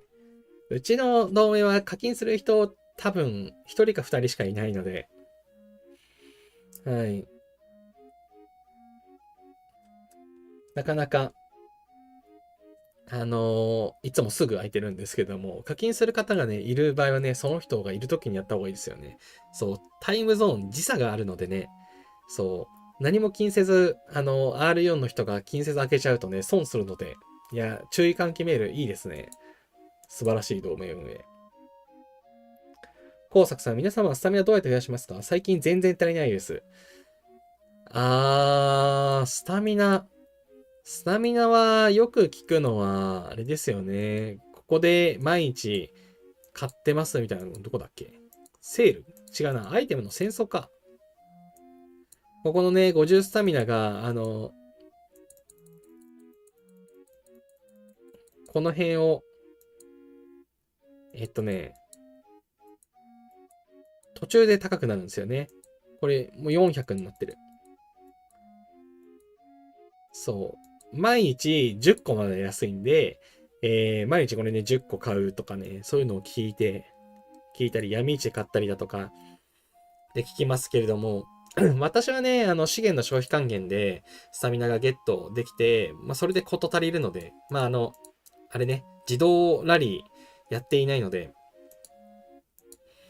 はい、ただ自動参加をやり始めると、もう信じられないほどなくなるって聞いてるので、はい。そういう方はね、スタミナ四苦八苦してるという。大体は、この自動参加の、レベルとかをちょっと絞ったりとかして、はい。もう本当にいいやつしか参加しないっていうのを聞きましたけれども、皆さんどうやってるんですかね。あの、よくね、あるのが、この、ナサニエルとか、雪村の、スタミナ、減少セットを使うみたいな話もありますけれども、なんかその他にも何か工夫がある場合にはぜひ、はい、課金でスタミナ買うっていう話も聞いた気がします。さあ、タモさん、ドワーフの青リンゴを頑張るか、主、真田、福、ナサニエルでレイドかけて先にボス飛ばすとかですかね。やっぱそうですよね。そう、ドワーフもスタミナがもらえるやつ。よいしょ。はい。青リンゴのね、リワードの中に100スタミナが一応あるので、なるべくこれで交換するってのもありますね。のんのさん、ラッキーボックスの9がスタミナありますよ。そう、ラッキーボックスね、私ね、全部1個ずつ残してるんですけど、9。あ、そうですね。9に100スタミナがありますね。8は ?8 ない。7。ない。6以上、将軍エキスポが増えるから、あんま好きじゃないんだよな。そうですね。ラッキーボックス、スタミナ入ってんの9だけじゃない？ 9 狙いですね。はい。今ね、ラッキーカード皆さんたくさんあると思うんですけど、これもね、途中で消えちゃう系のやつなので、忘れずに、使いましょうねということで、ラッキーボックス、スタミナが足らないよっていう方は、ラッキーボックス9だけスタミナが入ってます。100スタミナがね、入ってるので、ラッキーボックス9をね、狙っていくのがおすすめかもしれないですね。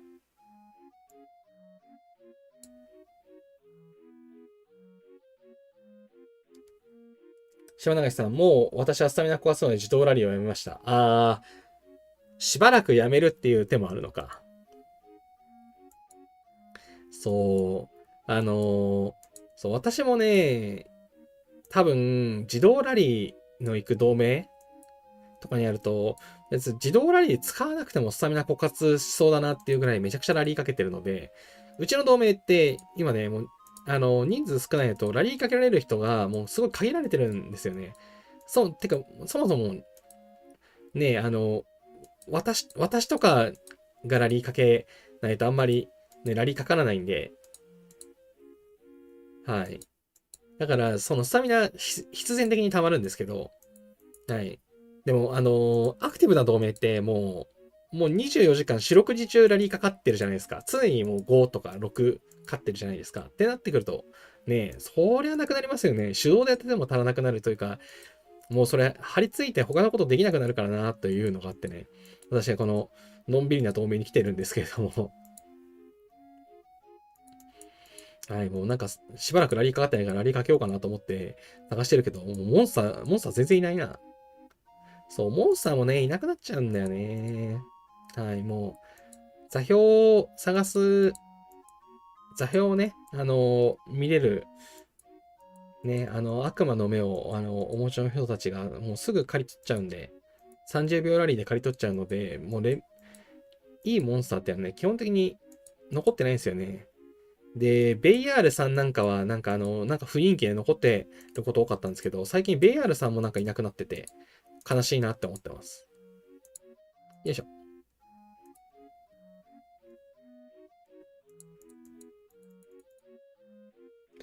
さちゃんさん、私はクレイジーエッグの6ですね。あ、初コメありがとうございます。クレイジーエッグ、よいしょ。はい、クレイジーエッグもそうですね。100スタミナくれますね。これもね、あのーこの、ジェームズ・ボーイさん、すぐ割れるとちょっと損な気がしますよね。そう。雪村とかは、もうすぐ割れてほしいんですよ。もう4時間待つのだるいんで。でも、この、ルーシーとジェームズ・ボーイは、回転いいんで、こいつらすぐ割れると損した気がするんですよね。もう回復8時間とかめっちゃ嬉しいんで。はい。ね、この100スタミナもらえますよね。ジェームズ・ボーイの6。これはね、そう、もう毎日忘れずに取らなきゃいけないやつですよね。ということで、さちゃんさん初コメありがとうございます。工作さん、よいしょ。青リンゴとラッキーボックスは大事ですね。あと、魔女の宝の袋も3を食べて開けるの、増えてるのですが。やっぱそうか。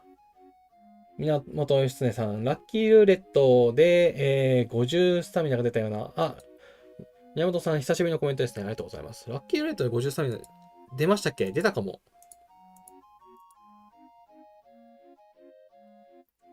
スタミナ。これもう本ラウンドの確率しか出ないからな。でも確かに、ここもスタミナ出ることあったような気がしますね。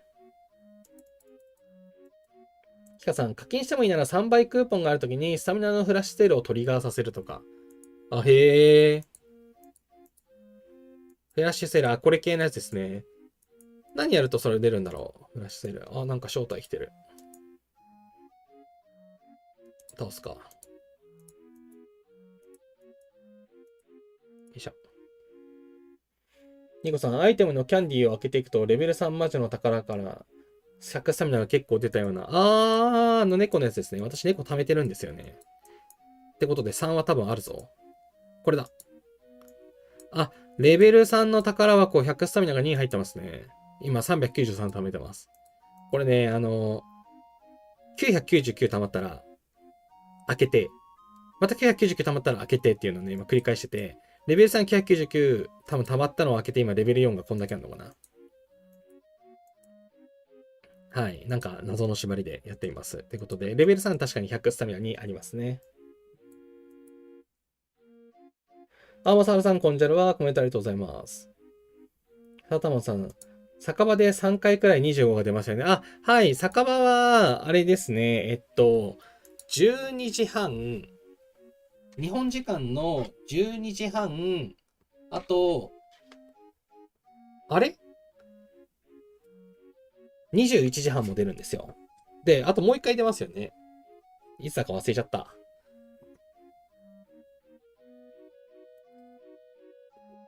19時半だっけな ?18 時半だっけかな。はい。1日3回ね、酒場で25スタミナもらえますよね。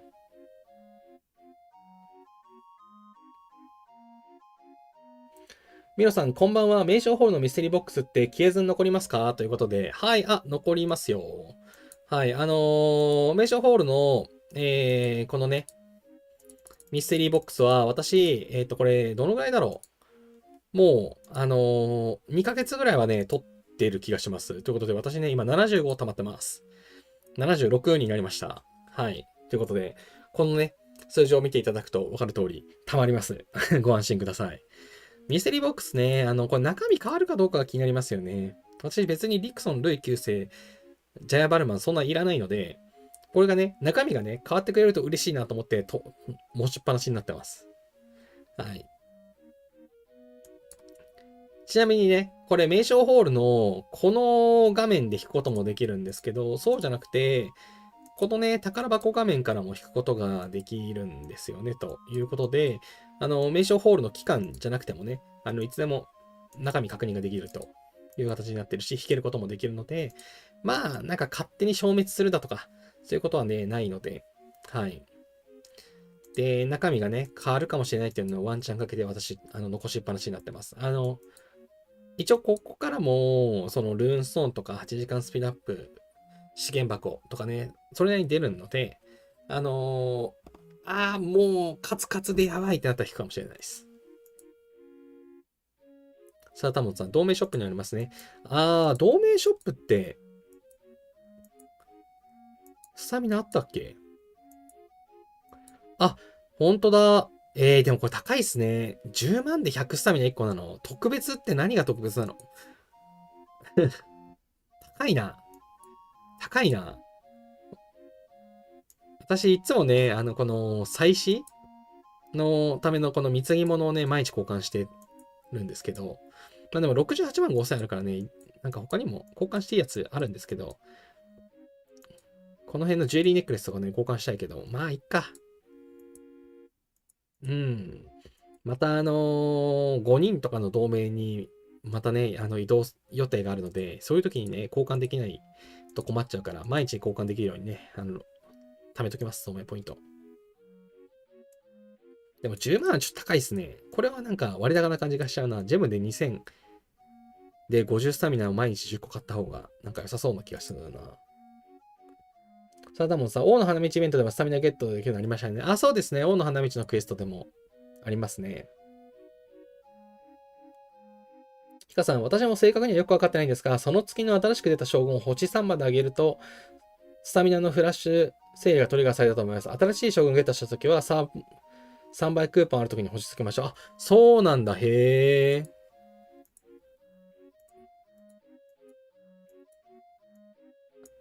これ黄色い星でもいいってことかな。多分そういうことですよね。3倍クーポンあるとき。これか。あ、これ残り 2倍だった。クーポン使ったことがないのであれなんですけど、はい。ということで、そう。まあ多分ね、課金をされてる方はね、このクーポンの重要さみたいなところで多分ご理解いただいているとは思うので、はい。新しい将軍ゲットした時との組み合わせでうまく使えるそうなので、スタミナ枯渇勢の方が今増えてると思うんですけども、ぜひね、うまく有効活用してください。で、そうこう話したうちにもう12時かやばいな。はい、と、あとなんかイベント関連で話してないことあったかな、あと何かあったかな。フン族の進行が始まりましたねということで、私ね、もうフン族はもう流しで速攻終わらせるぜなので、はい、今日は、イージーとハードをね、クリアしましたということで、これ、リワード一括受け取り機能が欲しいな。はい。まあ、今回もね、いつも通り4日間の、クエスト期間、最後の1日までは、この戦場ショップで交換できる猶予があるよという感じになっていますと。で、まあ、毎週変わらずなんですけれども、戦場ショップでのね、交換のおすすめは、はい、かけらじ千宝箱、制服と、赤血の精髄。はい。これがね、基本的におすすめでございます。はい。私は最近のトレンドで、秘宝ボックスも交換する予定なんですけれども、はい。まあ、今回もね、このステージクリアリワードが基本的には美味しいゲームかなというところなので、一通りね、イベントクリアしてやっていこうかなと。まあ、まだね、ヘルはね、全クリしたことがないんですけども、それでもね、それなりに交換できるので、いいイベントですよね。まあ、いいイベントなんですけど、遺跡とかから全部戻さなきゃいけないことがね、ちょっと若干めんどくさくて、私もうすぐ終わらせたくなっちゃって終わらせるんですけど。はい。はい。ちなみにね、まあ、ヘルモードとかをね、クリアしたい場合には、こういうね、まあ、ジェムが高いんですよ。ジェムが高いんですけど、この軍事の祝福のバフをね、購入すると、結構ね、影響が大きいという話を聞いたかな。はい。まあ、それも、そのはずで、このフン族の進行ってね、バフがね、上限が決まってるんですよね。攻撃 HP 防御が2500%を超えることができませんみたいな。はい。で、ナイトメアは2000%。ヘルは2500。ハードは2500。はい。でも、これはね、それをさらに超えて、増やすことができますよっていうので、だからね、強いよねっていう。はい。まあ、バフがね、100%とか上がったら、それはすごい強いですからね。はい。ということで、はい。ヘルモードをね、クリアするためには、誰かがね、これを購入している必要があるっていうような、からくりになっておりまして、私はね、あのはい。もちろん買わないので、あのヘルとかナイトメアは強い人と一緒にならないかなって言って、ハイエナをしておりますということで、まあ、このね、4日間の、うち毎日2回ね、プレイができると思いますので、皆さん忘れずに、プレイしておきましょうというところですと。はい、フン族はそんなところ、王の対決はまあいつも通りだからいいや。はい。で、今回は毎日強化のイベントが来てますね。ということで、装備。今回はね、スーパー強化の期間と重なっているので、装備の強化やりやすいですね。ということで、いい感じです。はい。で、ドメボスとか途中で話したからいっか。で、今回の貿易イベントは、まあ、スパイスのようですが、まあ、ぶっちゃけね、これはね、毎回特に変わるものではないので、はい、スルーしていこう。はい。まあ、ここでもさ、スタミナ交換できるので、皆さんお忘れなく交換しましょうと。まあ、これもね、もっとね、配ってもいいよねって思いますけど。はい。で、同盟対決戦皆さんね、エントリーしましたかね。はい。今日の分の、はい、これやってなかった。まあ、活躍度もね、すぐレベル50になっちゃうから、なんかもう、急いでね、クエストクリアする必要もないんですけども、はい。まあ、忘れないうちにね、クエストクリアして、リワードをもらっておきましょうというところ。はい。ということで、今日明日がバトル進行中ですね、という感じ。で、今週はね、サーバー戦争ないかにキルイベントの期間ですということで、うちのサーバーはね、どうやら、今週ね、女王になった方が言うには、今週キルイベントあるよということらしいので、で、蛮族中もね、声食らうんですよ。はい、これね。これじゃなかった。よいしょ。はい、これね、女王によると、キルイベントは今週モナークキャンプの最後の段階で行われ、しかし私たちはそれに参加しないので、はい。泡立ったままにしたい、同盟誰かを攻撃したい、サブトシを盗もうとしないでくださいということで、これね、英語はちゃんと書かれてるのに、日本語にした時に逆の意味になるの、これえぐいですよね。ただ泡立ったままにしたりって書かれてるんですけど、そう。私たちは参加しませんと。その、just stay bubbled。だからバブルのままを維持してくださいって書かれてるはずなのに、バブルのまま維持しない、ただ泡立ったままにしたり、攻撃したり、サブ都市を盗まんとしないでくださいって、これなんかさ、もう日本語破綻してますよね。はい。バブルを維持してくださいってちゃんと書かれていますと、あともう一つね、そう、これね、リソーススポットレリックはセーフ。はい。タイルとか遺跡は大丈夫ですよ。あれで、バーバリアンはダメですと。はい。これね、うちのサーバーのルールなんですけども、蛮族の、蛮族を破壊するじゃないですか。で、そこに援軍を入れますよね。で、その援軍入れてる蛮族の城に対して攻撃するのは NG なんです。それはね、ルールでダメってなってるんですけど、蛮族に入れてる人の城に対して攻撃するのは OK なんですよ。はい。そう。蛮族に、まあ、入れてるね、兵って、弱い。もう普通にレイヤーとか組まないで入れるじゃないですかと。なんかそこは良くないよねと。でも、蛮族やるのってもう自己責任で、キルイベント中にやるやつが悪いよねっていうことで城は殴られるんですよ。はい。ということで、蛮族中、キルイベント中ね、蛮族できないって書いてあるんですね。まあ、正確にはね、蛮族を開けて回ることは可能なので、私開けて回ろうかなって思ってるんですけど。はい、ということでね、これね、ちょっとだるいですね。はい。で、サブシティ can be if you have blue or higher, stay safe and bubble early ということで、はい。キルイベント中はね、属州都市奪われますと。だから、青以上を持ってるなら、バブルを維持しましょうと。早くバブルして安全を維持しましょうって書いてるんですよ。これもね、日本語するとひどいんですよね。サブシティは盗まれる可能性があるため、青以下の場合は安全で早めにバブルを維持してくださいって。これね、なんで青以下になるんだろうね。これね、おもろいよね。ブルーはハイヤーって書いてあるんだぜ。この、エボニー翻訳の、あの、悪意がわざと、ミスコミュニケーションを作り出して、悪意ある変換してるとしか思えないんですけど、ちゃんと if you have blue or higher って書かれてるのに、青以下の場合は安全で早めにバブルしてください。逆やんっていうね。はい。まあまあ、なんというか、文脈を理解していればこれ青以上だろうなって予想はできるんですけれども、はい。今日ね、今日じゃないか、これ昨日か。なんかメール見たときにこう変だなと思って、はい。思ってました。はい。余談でした。もう時間ねえって言ってんの余談めっちゃ喋ってるわ。